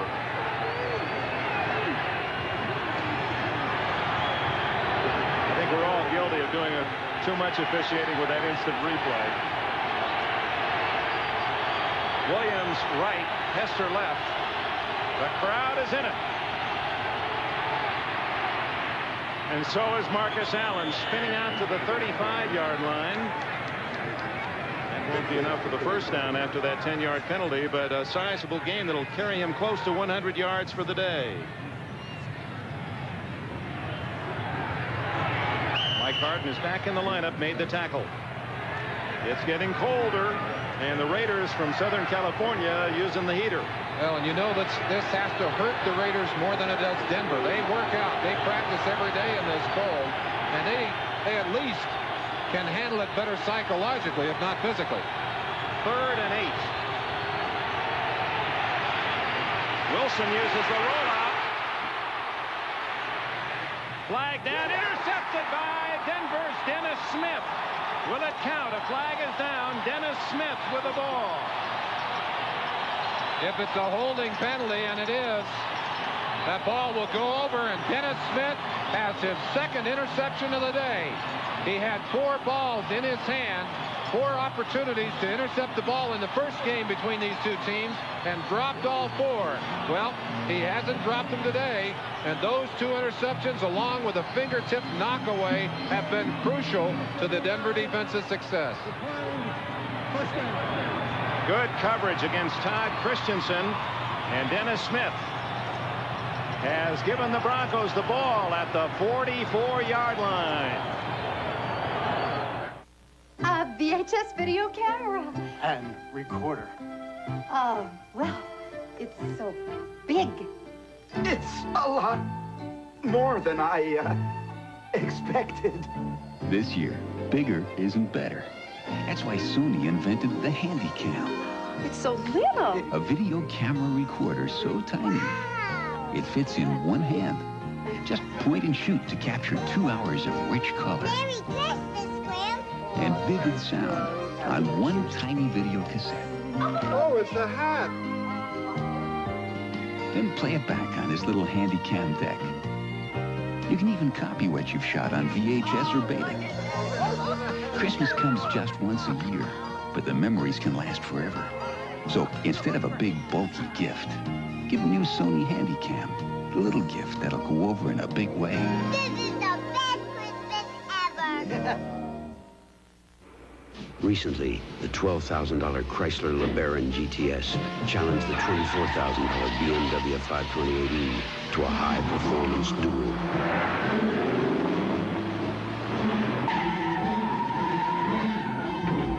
In crucial tests, the LeBaron GTS beat the legendary BMW, and it will keep on beating BMW. Get 8.6 financing or up to $1,000 cash back.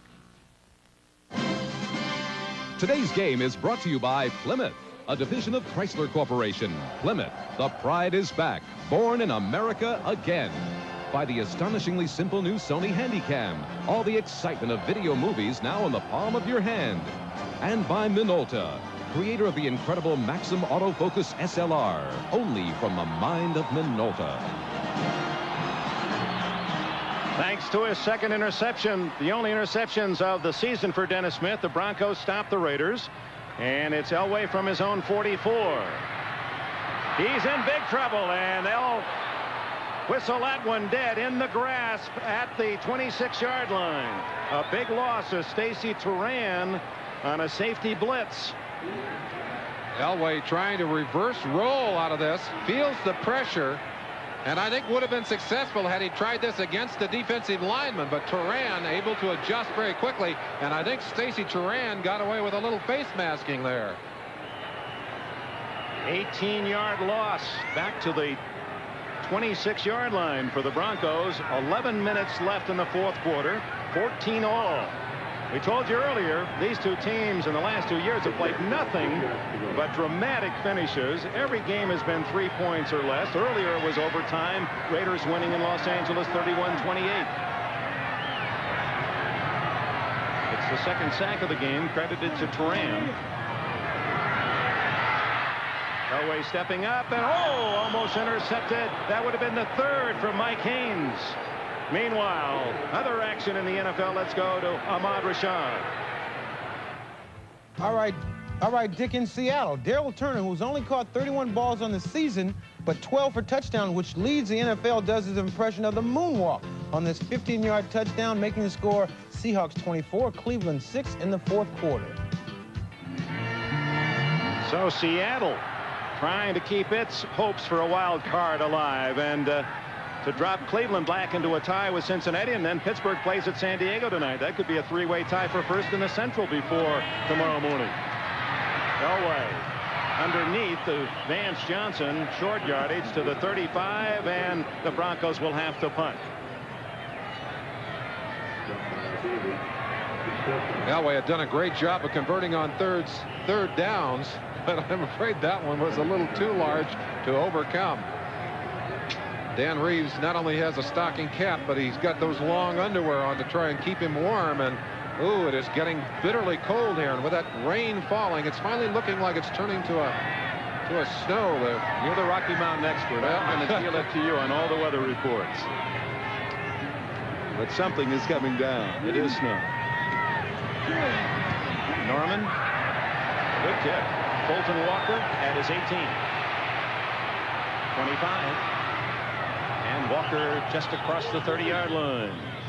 And with it, a timeout in Denver. 9 minutes, 37 seconds left in a 14 all time.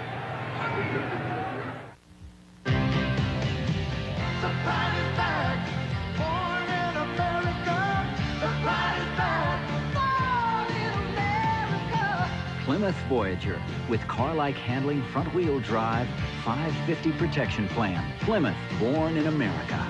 The best is born in America. Now get 8.6 financing or $500 cash back on select Plymouth models. Here he comes now. See anything suspicious? I don't know. Keep staring at his cigar like there's something different about it. I'll bet it's the wrapper. Huh? Yeah, most cigars don't use natural leaf wrappers anymore. Now, gosh, Vegas still gives you the rich tobacco taste of natural leaf wrappers. He's still staring at it. Hey, Jimmy, go on over and give him an honest cigar. Gosh, Vega, still an honest cigar. He's doing it again.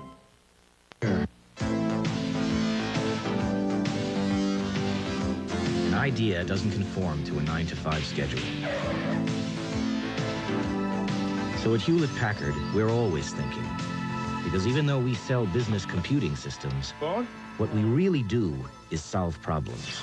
We never stop asking, what if? Jim, Mike, I've got an idea on that branch office network. What if we connect all their PCs using a packet switch?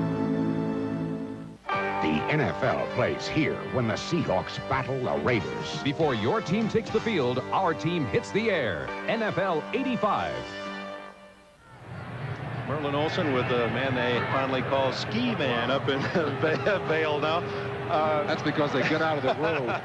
We're going to get some more snow for those folks who love that sport. All right, first half belonged to Denver. Second half belongs to Raiders. What do you think's going to happen now? I think the Raiders are a tougher closing team than Denver, although Denver in the past 4 weeks has done nothing but win the close games. They've come from behind in a number of them.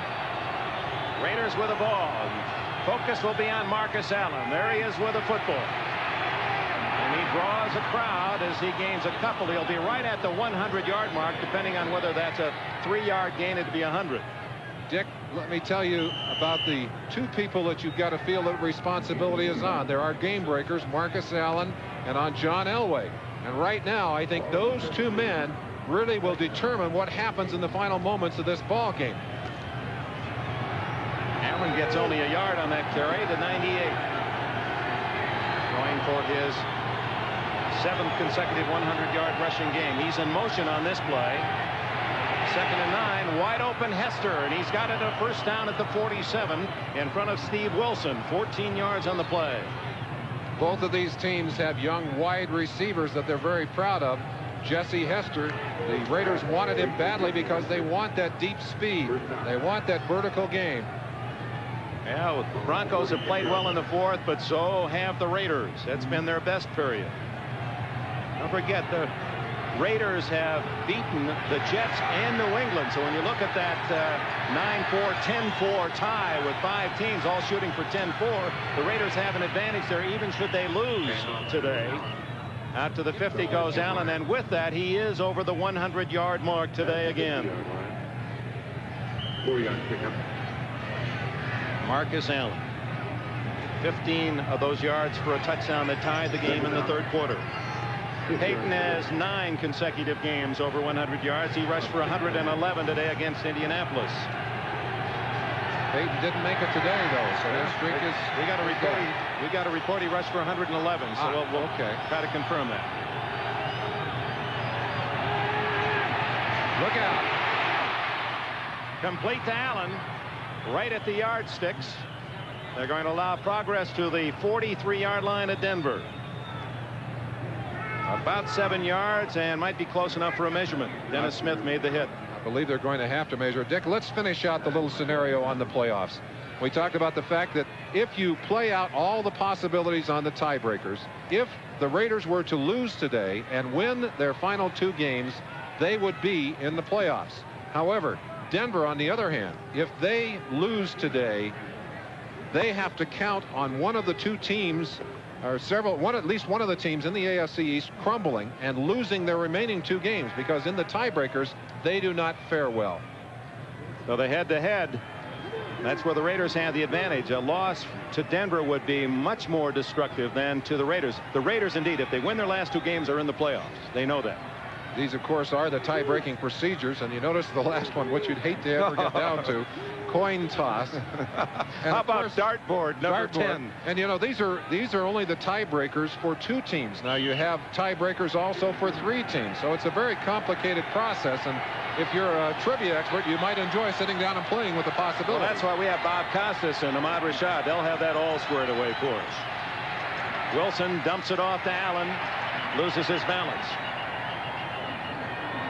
Just to straighten out the business with Walter Payton, because we don't want to alienate anyone, especially in Chicago. Walter Payton rushed for 111 yards today, so that is 9 consecutive games for Payton.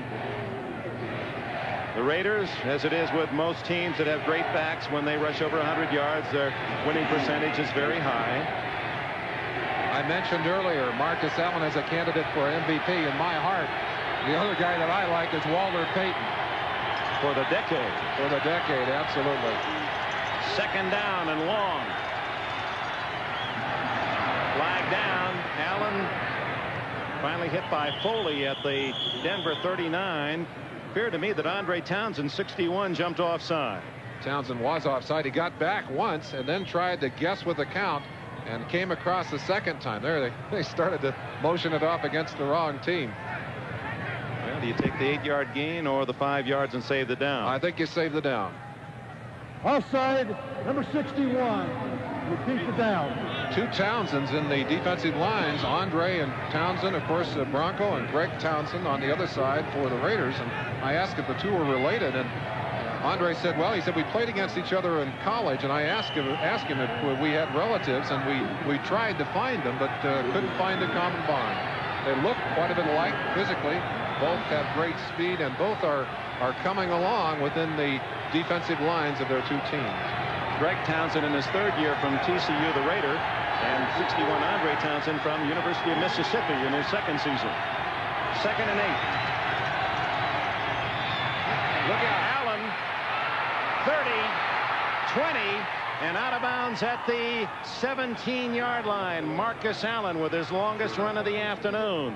And he's not going to relinquish the top spot in the NFL rushing derby easily, even though Gerald Riggs had 197 today. Look at how quickly he gets outside with that burst of speed right there, finding the opening hole. Ken Woodard, 52, unable to contain on him, and Marcus gets everything he can before they finally bump him out of bounds. 125 today, and that pushes him over 1,500 yards for the year. At this moment, he is 23 yards behind Gerald Riggs for the #1 spot in the league. Frank Hawkins. And a lot of orange company. 5 minutes and 45 seconds remaining. The clock is running. A tie game at 14. The Raiders are in field goal range, and Chris Barr, he's as cool as the weather. Is that veteran?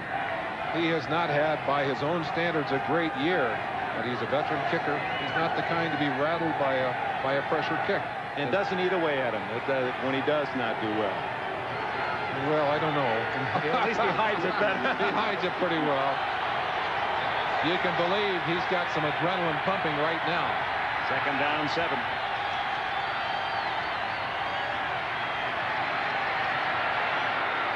Intercepted again.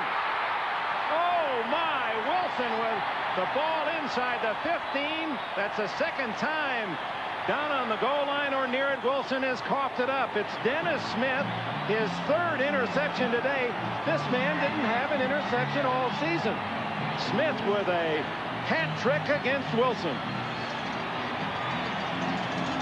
Wilson looking quickly outside. Had his eye on the receiver all the way. Hard to believe that he could not see Dennis Wilson standing between. He must just have hit that ball low. Dennis Smith, I'm talking Dennis Smith, not Wilson. Wilson, another defensive back for the Broncos. So Mark Wilson's 4th pass intercepted, and the drive is stopped with 5 minutes remaining. The Broncos from their own 21. Winder.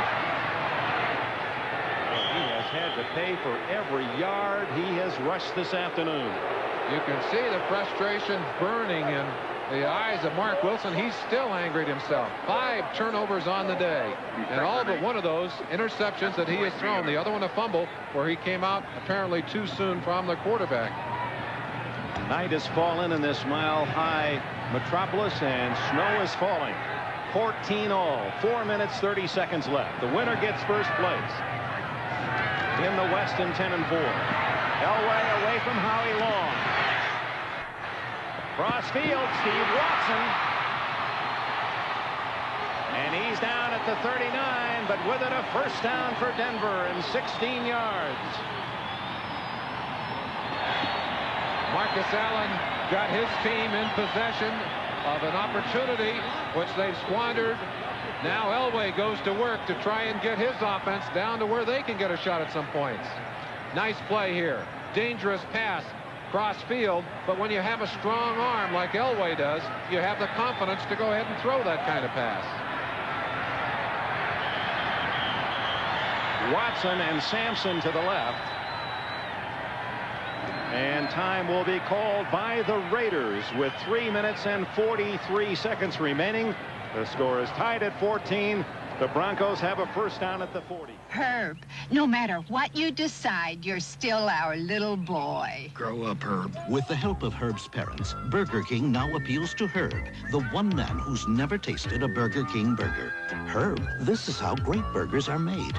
Flame-broiled, not fried. Aren't you hungry for Burger King? Of course you are. Herb, do what's good for you. Come to Burger King. There's a word for someone who doesn't do what's good for them. The word is Herb, Mother. The pride is back, born in America. The pride is back, born in America. Plymouth Reliant K. Front-wheel drive, 6-passenger room, 550 protection plan. Plymouth Reliant K, born in America. The best is born in America.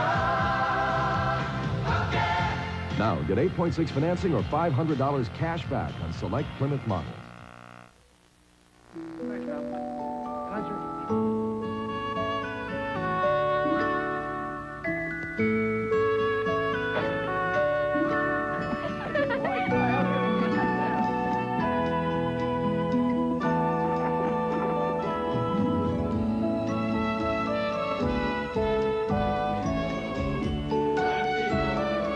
Holiday greetings from Michelob. Where you going? It's Michelob. The NFL plays here when the Chiefs battle the Broncos. Before your team takes the field, our team hits the air. NFL 85. As expected, closely contested. Mark Wilson. He's muttering about those 5 interceptions. Actually 4 and a fumble, one of his own. First down, Elway at his own 40-yard line. Again, the roll away from pressure. Watson can't hang on. Closely covered by Mike Haynes. At the end of the first half, that foot had a chance to give the Broncos a 17-0 lead, a 35-yard attempt. Rich Carlos keeping that barefoot warm in the snow of Denver. Missed from 35 to the left, and it remained 14-0, and the Raiders immediately 2 touchdowns, third quarter to tie it up. The defense of Rich Carlos, the snap on that particular field goal was not good. The timing was not good between snapper, holder, and kicker.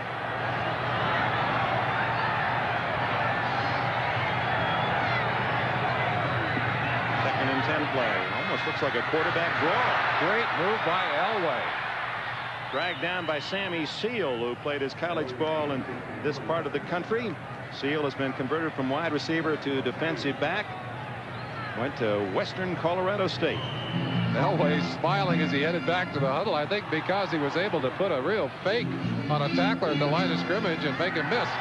Looked like a little of Marcus Allen's work there for a moment. Third down and 5. Last year, 16-13, the Broncos won in Los Angeles. Then here, Denver beat the Raiders in overtime 22-19. This year, overtime, the Raiders 31-28 in Los Angeles, and they're tied in 14 with less than 3 minutes remaining this afternoon. On the blitz, the throw is to Sewell, knocked down shy of the first down at the 48. Rod Martin and James Davis with a hit, and the Broncos will have to punt the ball.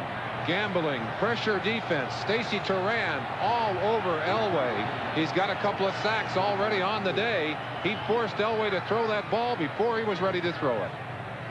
There's Turan, Only his second year out of Notre Dame. Elway, a seasoned veteran in his third year from Stanford. Clock running 2:12, and I don't believe they have to punt it till a 2-minute warning. And the Raiders are not going to call a timeout.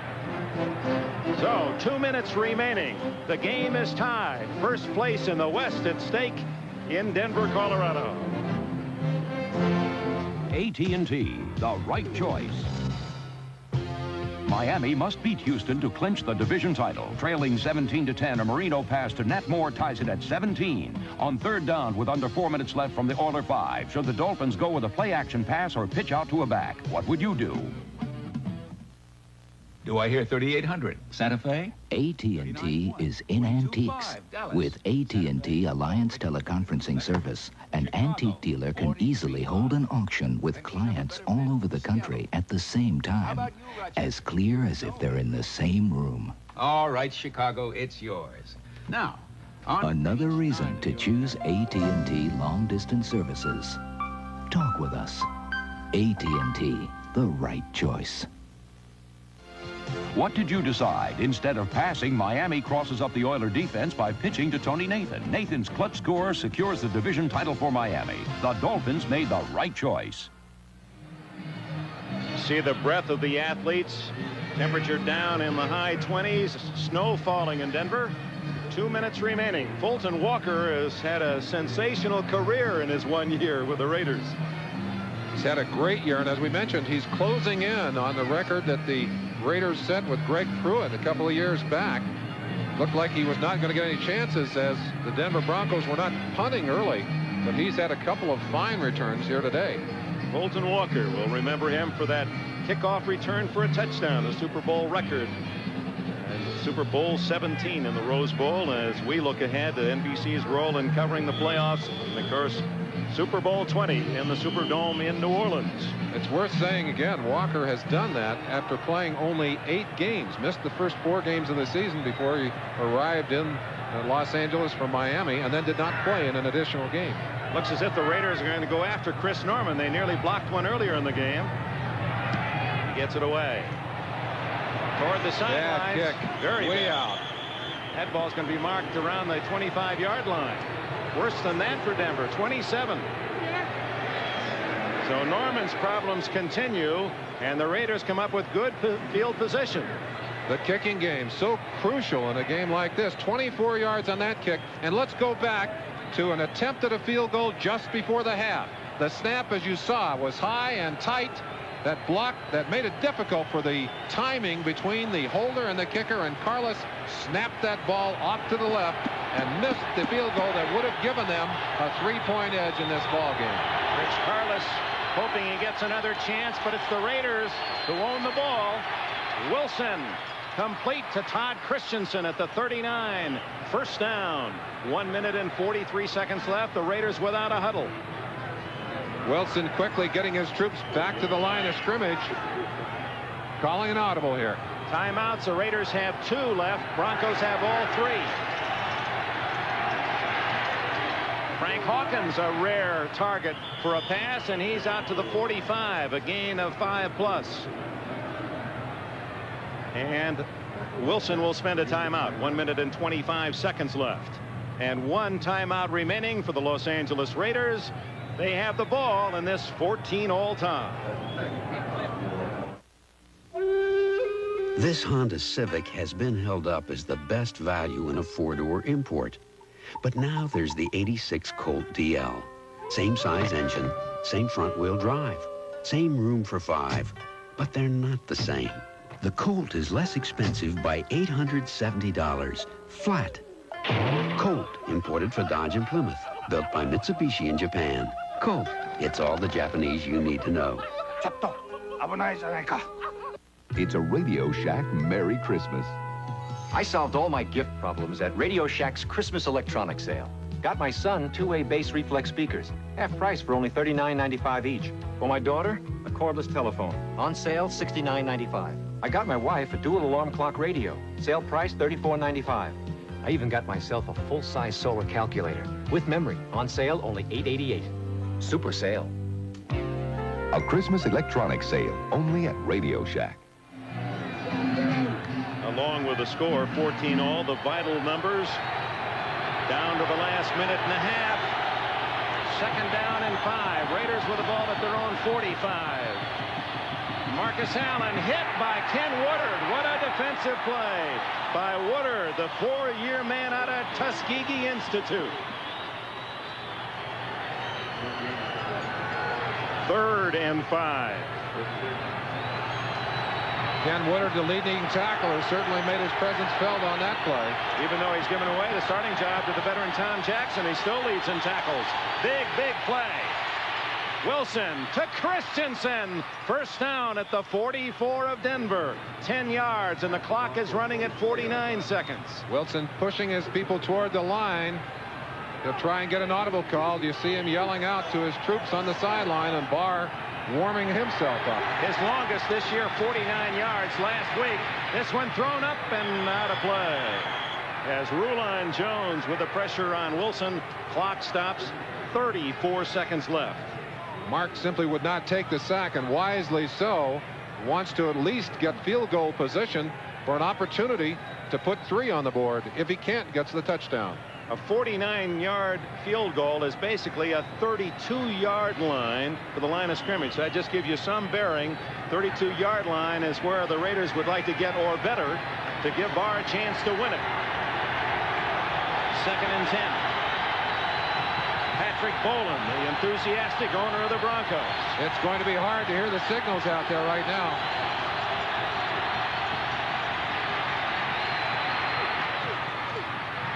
Dokie Williams covered by Lewis Wright, and Mark Wilson covered by Rulon Jones. Second time in a row that Rulon Jones able to get around Big Davis. Davis on the outside, Bruce Davis, and jump on top of Mark Wilson. There are a lot of great defensive ends in this league. Rulon Jones certainly has to get some Pro Bowl votes. Chris Barr is one course away from his law degree. Third and 10. 29 seconds. One timeout left.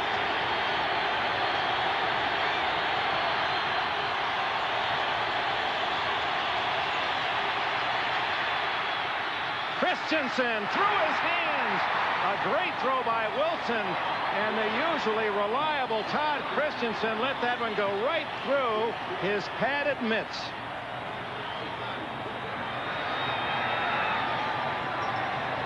We said it early. You go to the money men, and Christensen has been so reliable, and yet in a situation where they desperately need it, he dropped the football. Boy, that would have been well into field goal range for Barr, and a terrific throw by Mark Wilson. 23 seconds left, and apparently now the Raiders to give up the football, and looks more and more as if we're going to have an extra period here in Denver, and that's just true to form to follow the last 3 games of these two teams. These two teams have had 5 overtime games in between them on the season. Bad kick by Guy. He really scuffed that one. And that's going to be pretty good field position with 17 seconds left for Denver. To the 25-yard line, only a 19-yard punt. Well, what do you do? I think if I'm a coach, I just say I'll wait for overtime, not get fancy here. Elway gets his instructions from Dan Reeves.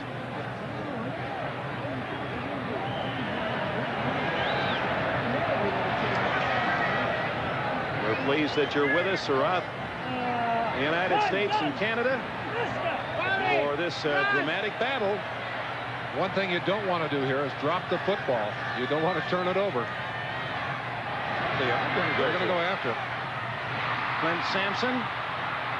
Boy, that's where you could fumble the ball and you're in field goal range the other way. Clock stopped with 10 seconds left. A 6-yard pass. That would have to come under the category of a gamble by Denver. One of the things you have to admire about Reeves is he's willing to go after you. He's willing to gamble it all. Christensen, who likes to write poetry. Maybe a nasty verse. With a fourth quarter today. Barr saying, hey, he took the pressure off me, big guy. I'll wait till overtime. Meanwhile, Rich Carlos, you never know. Somehow it always seems such an incredible contradiction. If you were to invite a friend from outer space to their first game and say, the game is football, and it started because the foot in the ball, and then you see a guy in the snow with a bare foot trying to win the game. And it's getting colder here, and I'm sure that foot is getting colder. One of the reasons I'm sure he's kicking is to try and keep it warm, because even if he doesn't have a field goal opportunity, he may well be called upon to kick off if Denver loses the toss. It's a pretty good statistic I saw this week on, and coaches complain about the toss of the coin, say it gives the team that wins the toss such an advantage, but it's almost 500 whether you win or lose the toss as to who wins in overtime. So it isn't a significant correlation. If you have the choice, though, you'll take the pumpkin. You want the pumpkin. You want it in your hands. Well, it looks as if they're going to gamble on another desperation pass with 10 seconds left. No, a little handoff to Winder. 35, 40, 45, 47. 3 seconds left. Timeout, Denver. I think what we'll see now will be 3 wide receivers, or 4 perhaps, on the same side. They'll throw that Big Ben pass and try and force a penalty. If they can get a penalty on the defense and they're far enough down the field, Carlos may get his opportunity. Well, there's one other option. If they can fly Ahmad Rashad in here, because he was the guy who always seemed to be where the ball was when it was knocked around 10 times. He's tried 5 times from outside. 50 yards has Carlos unsuccessfully this year. In fact, his longest as a pro is 50 yards, which means the line of scrimmage about the 35. And it's currently back at the Denver 47. A frustrating afternoon for these two teams to go all the way to the end of regulation time and still have it knotted up. You got to keep going. You know what? You always think about somebody winning in overtime. How about a tie, and how would that impact? It would actually help both teams, Dick, because that would allow them to gain an edge on the AFC teams. They'd still have to keep winning, but it would be to the benefit of both Denver and the Raiders. The Raiders would get the biggest boost because they would be ahead of Denver in the head-to-head race. Let's check on that Seattle-Cleveland score, too, as that has some import here. A tie might boost the Seahawks' thinner hopes. Elway goes for it all. He's got the arm. A crowd. It's bobbled around and dropped at the 5-yard line. And we go into overtime. No flags. It's tied at 14. We'll go an extra 15-minute period. And we'll wait right here to get the toss of the coin to see who will get the football first. As we thought it would happen, the 3 wide receivers here. And again, what you're hoping for is the ball to get batted around, someone pick it off after it bounces, or a penalty on the defense. Neither of which happened, although the ball does bounce. It doesn't bounce into a Broncos' hands. 14 all. There's the information. I would have thought the team winning the toss would have a sizable advantage. They only have a 3-win lead over the team that loses the toss, so it is not as significant as one might think. There's Dave Dolby.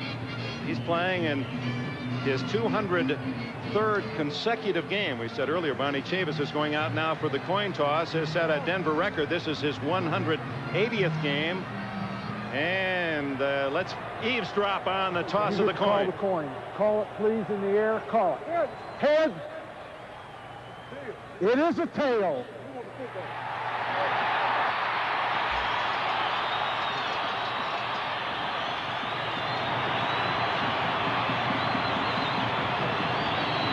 The Broncos will get the first opportunity into overtime in Denver, tied at 14. Tomorrow night's TV bloopers are the wildest ever, with a tall practical joke on Joan Van Ark and pro basketball bloopers that'll knock your socks off. Place a new unwrapped toy in the hands of a needy child. Support WNBC TV and the Marine Corps Reserve's Toys for Tots program. Call 212-755-7846. Casio presents the Johnson 5. Rick Johnson on drums. Johnson on bass, on guitar, on piano, Rick Johnson on trumpet.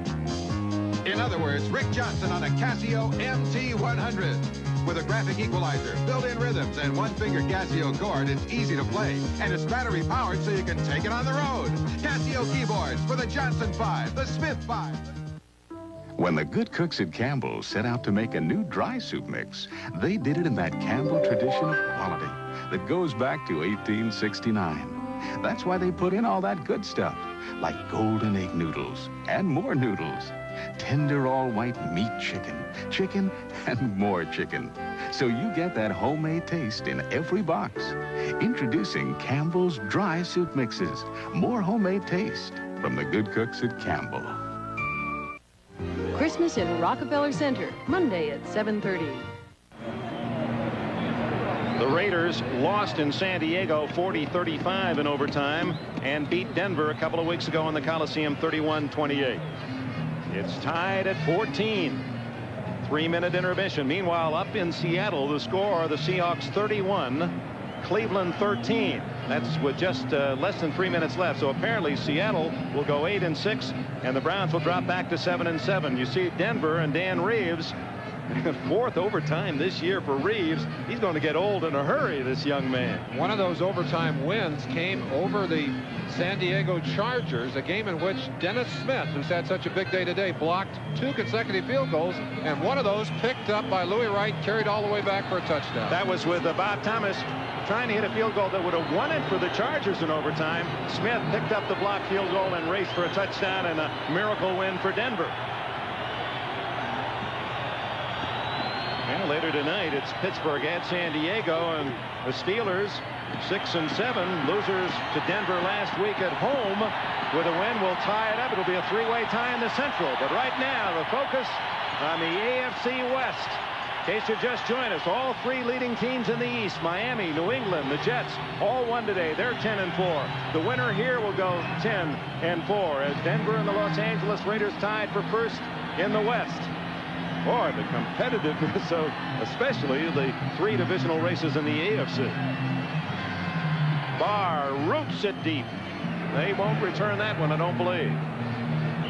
Broncos will start from their 20-yard line. We'd like to remind all of you that following our football coverage, if possible, we'll join the Punky Brewster program in progress. In addition, all remaining NBC Network evening programs will be seen over most of these stations except for Pacific Time Zone and some Mountain Time Zone stations where the programs will be seen at their regular times. A big lineup on Sunday night with Final Jeopardy, the NBC Sunday night movie. The finale at 9 o'clock Eastern Time.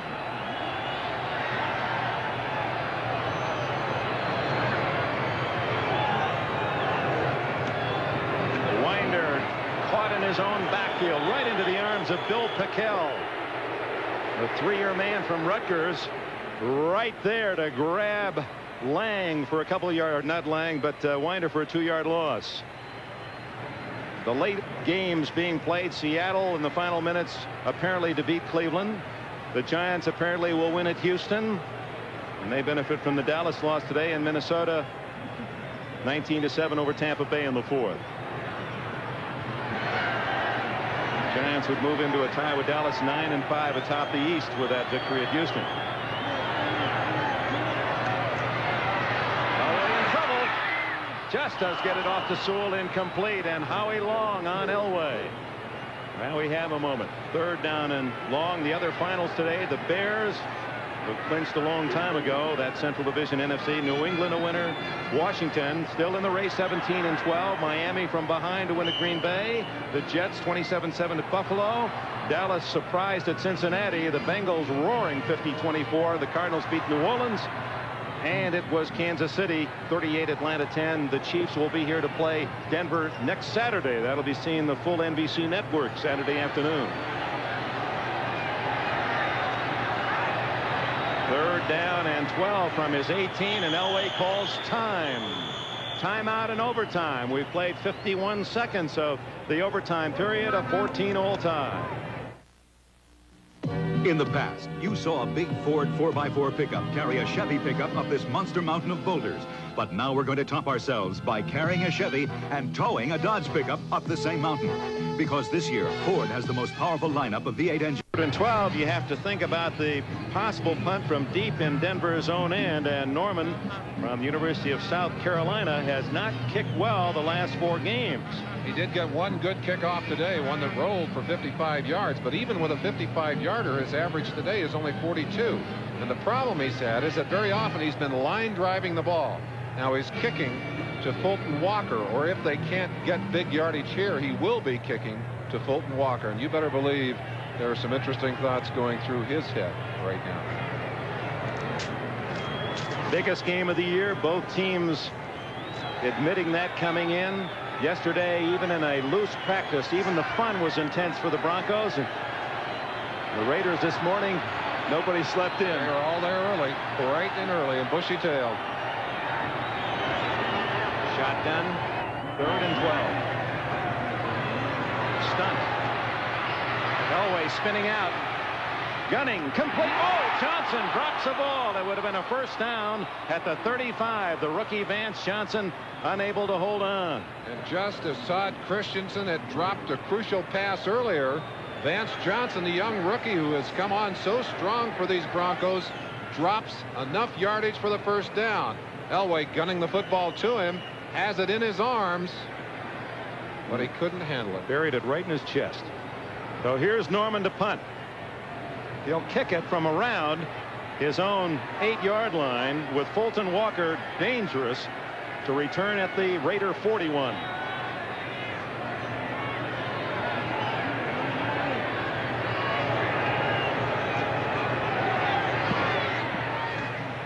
Wobbly. 43, 45, 50, 47-yard line, 46 goes Fulton Walker, and the Raiders begin on Denver's half of the field. Well, Denver, I guess it's part of their heritage.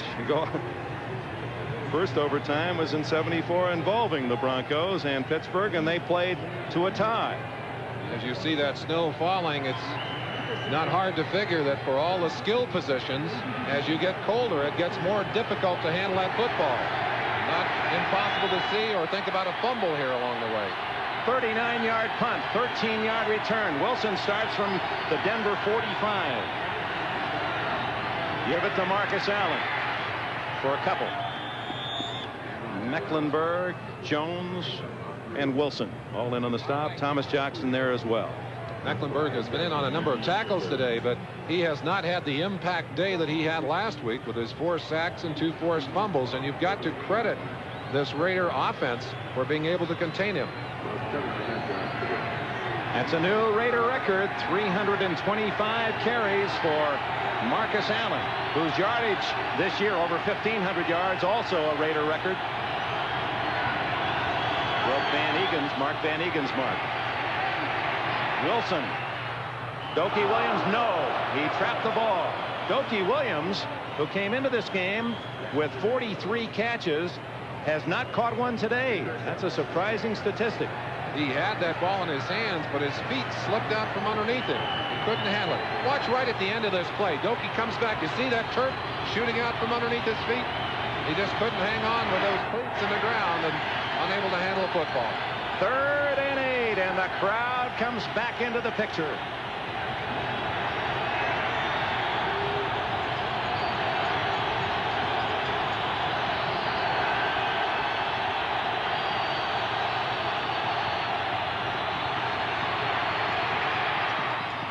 Incomplete.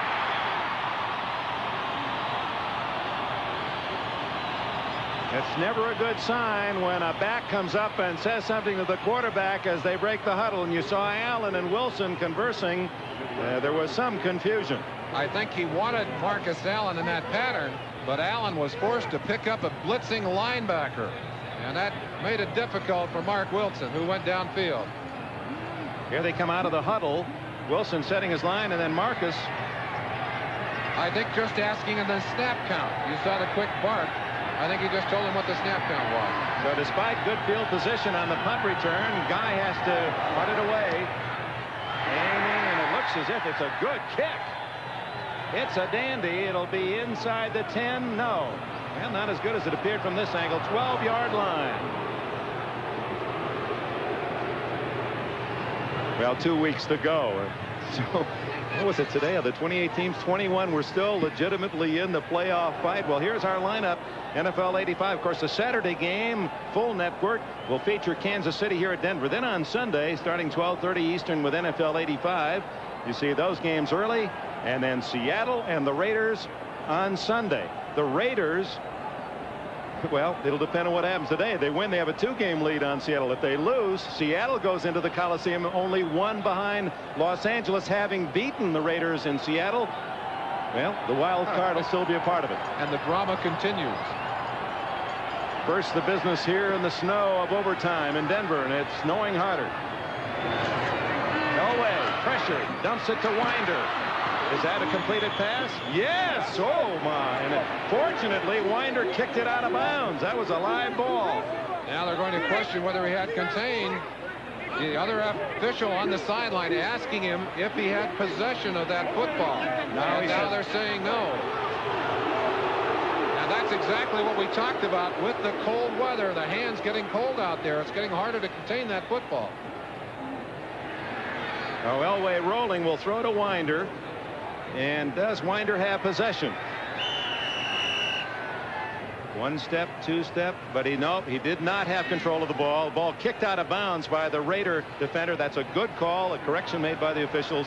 Incomplete pass. Mr. Larry Cirillo and Director Teddy Nathanson on top of that one. They picked it up for us. They're the artists of this company. At the 12, 2nd and 10.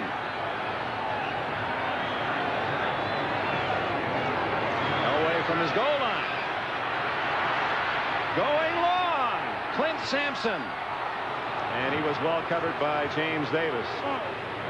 James Davis, for those of you who weren't here, on a play very similar to that, called for a penalty earlier in the game that set up one of the big drives for the Denver Broncos. He was not about to touch that receiver on that play, and even though Sampson fell down, he did it of his own accord.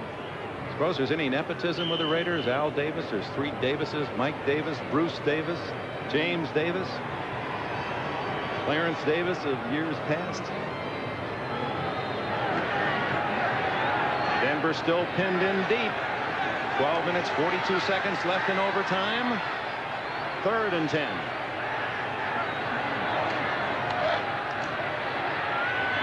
Good protection this time. The pass overthrown. Vance Johnson along the near sidelines. Feeling the heat.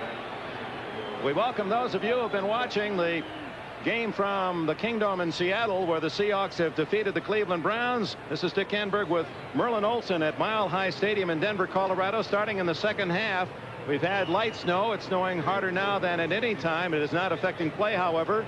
The Raiders rallying from a 14-0 deficit in the 2nd half. 2 touchdowns in the 3rd quarter. Tying the game at 14, and we're in overtime. Each team has had a possession, unable to move the ball effectively. But now the Broncos, Chris Norman will have to kick from around his own goal line, and Fulton Walker waiting at midfield. The Raiders should get good field position out of it. It's Another a short kick to the 46. Walker breaking 1 tackle and stopped at the 43. That's only about a 1st down out of field goal range. 34-yard kick by Norman. And we don't often get a chance to credit all the folks that make these sports specials so exciting for you at home. Executive producer Mike Weissman is with us. Coordinating producer of our football coverage is Ted Nathanson. Today's production, Larry Cirillo, the head man with a whip, directed by Ted Nathanson. John J. Filippelli produces the NFL 85 show, and Bucky Gunts is the director back in New York City. Marcus Allen for 1. In case you are just joining us, Marcus Allen for the 7th consecutive game over the 100-yard mark. He has around 128 yards today.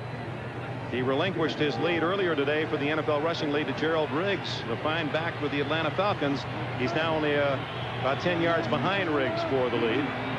Defense is certainly dominating in the 4th quarter, and here in overtime, neither offense able to get anything going. Wilson on the passing down. He's been intercepted 4 times today. It's Allen again, dragging orange jerseys with him to the 37, where it will be 3rd and 4. Tony Lilly, the first man there, and Chris Barr, the placement kicker for the Raiders.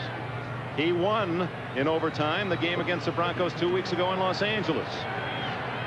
He was very happy to have that chance. He'd missed a kick in the closing moments of the game that would have won for them, and then came back with one to actually win the ball game. But Dick, twice in a row, they've gone to Marcus Allen. They've gone to the game breaker. Let's see what they do on a 3rd down and 3.5.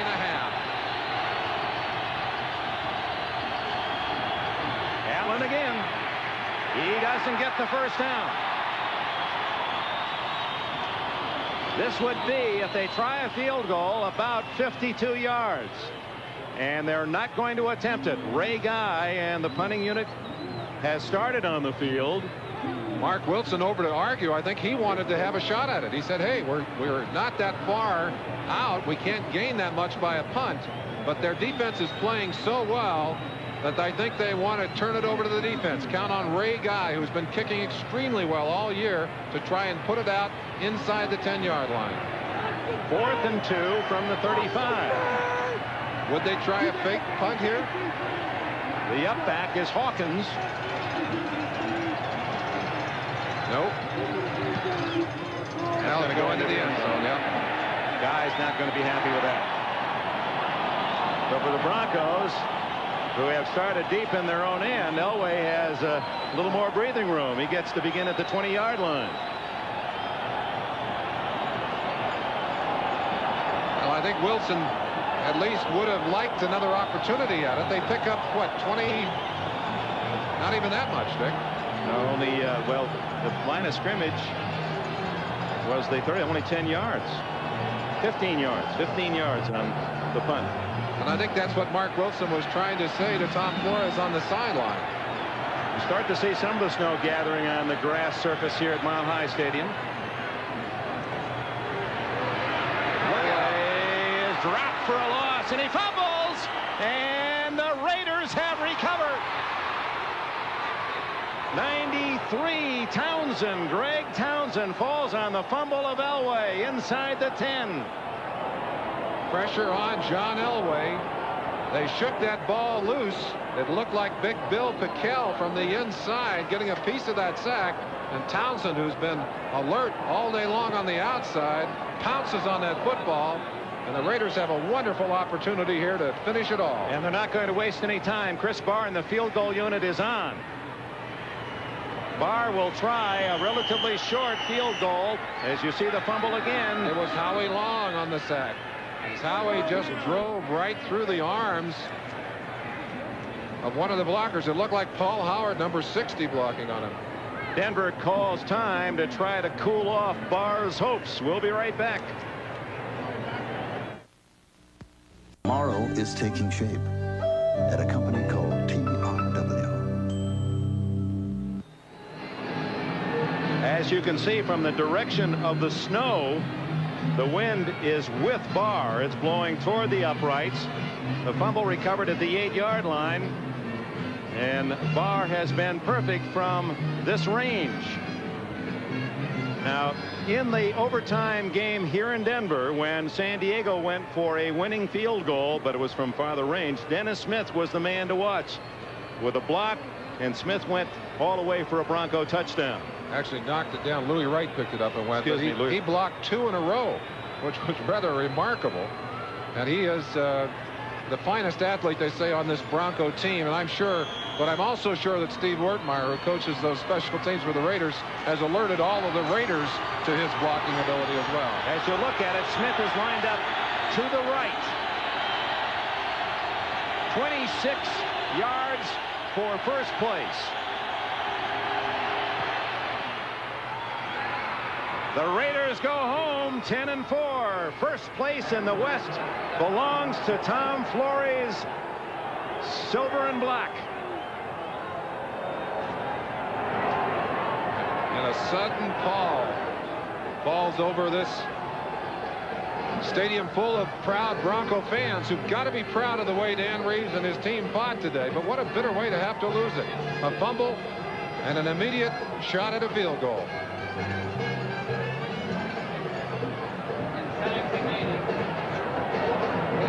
Tom Flores.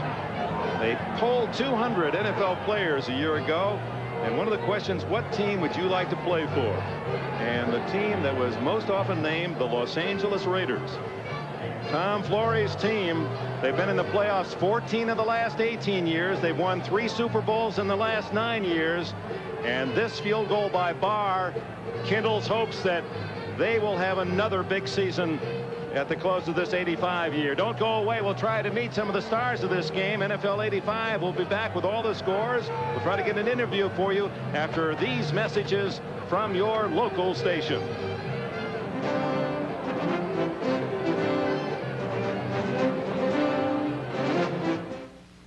A promotional fee has been paid to NBC by United Airlines. You're not just flying, you're flying the friendly skies.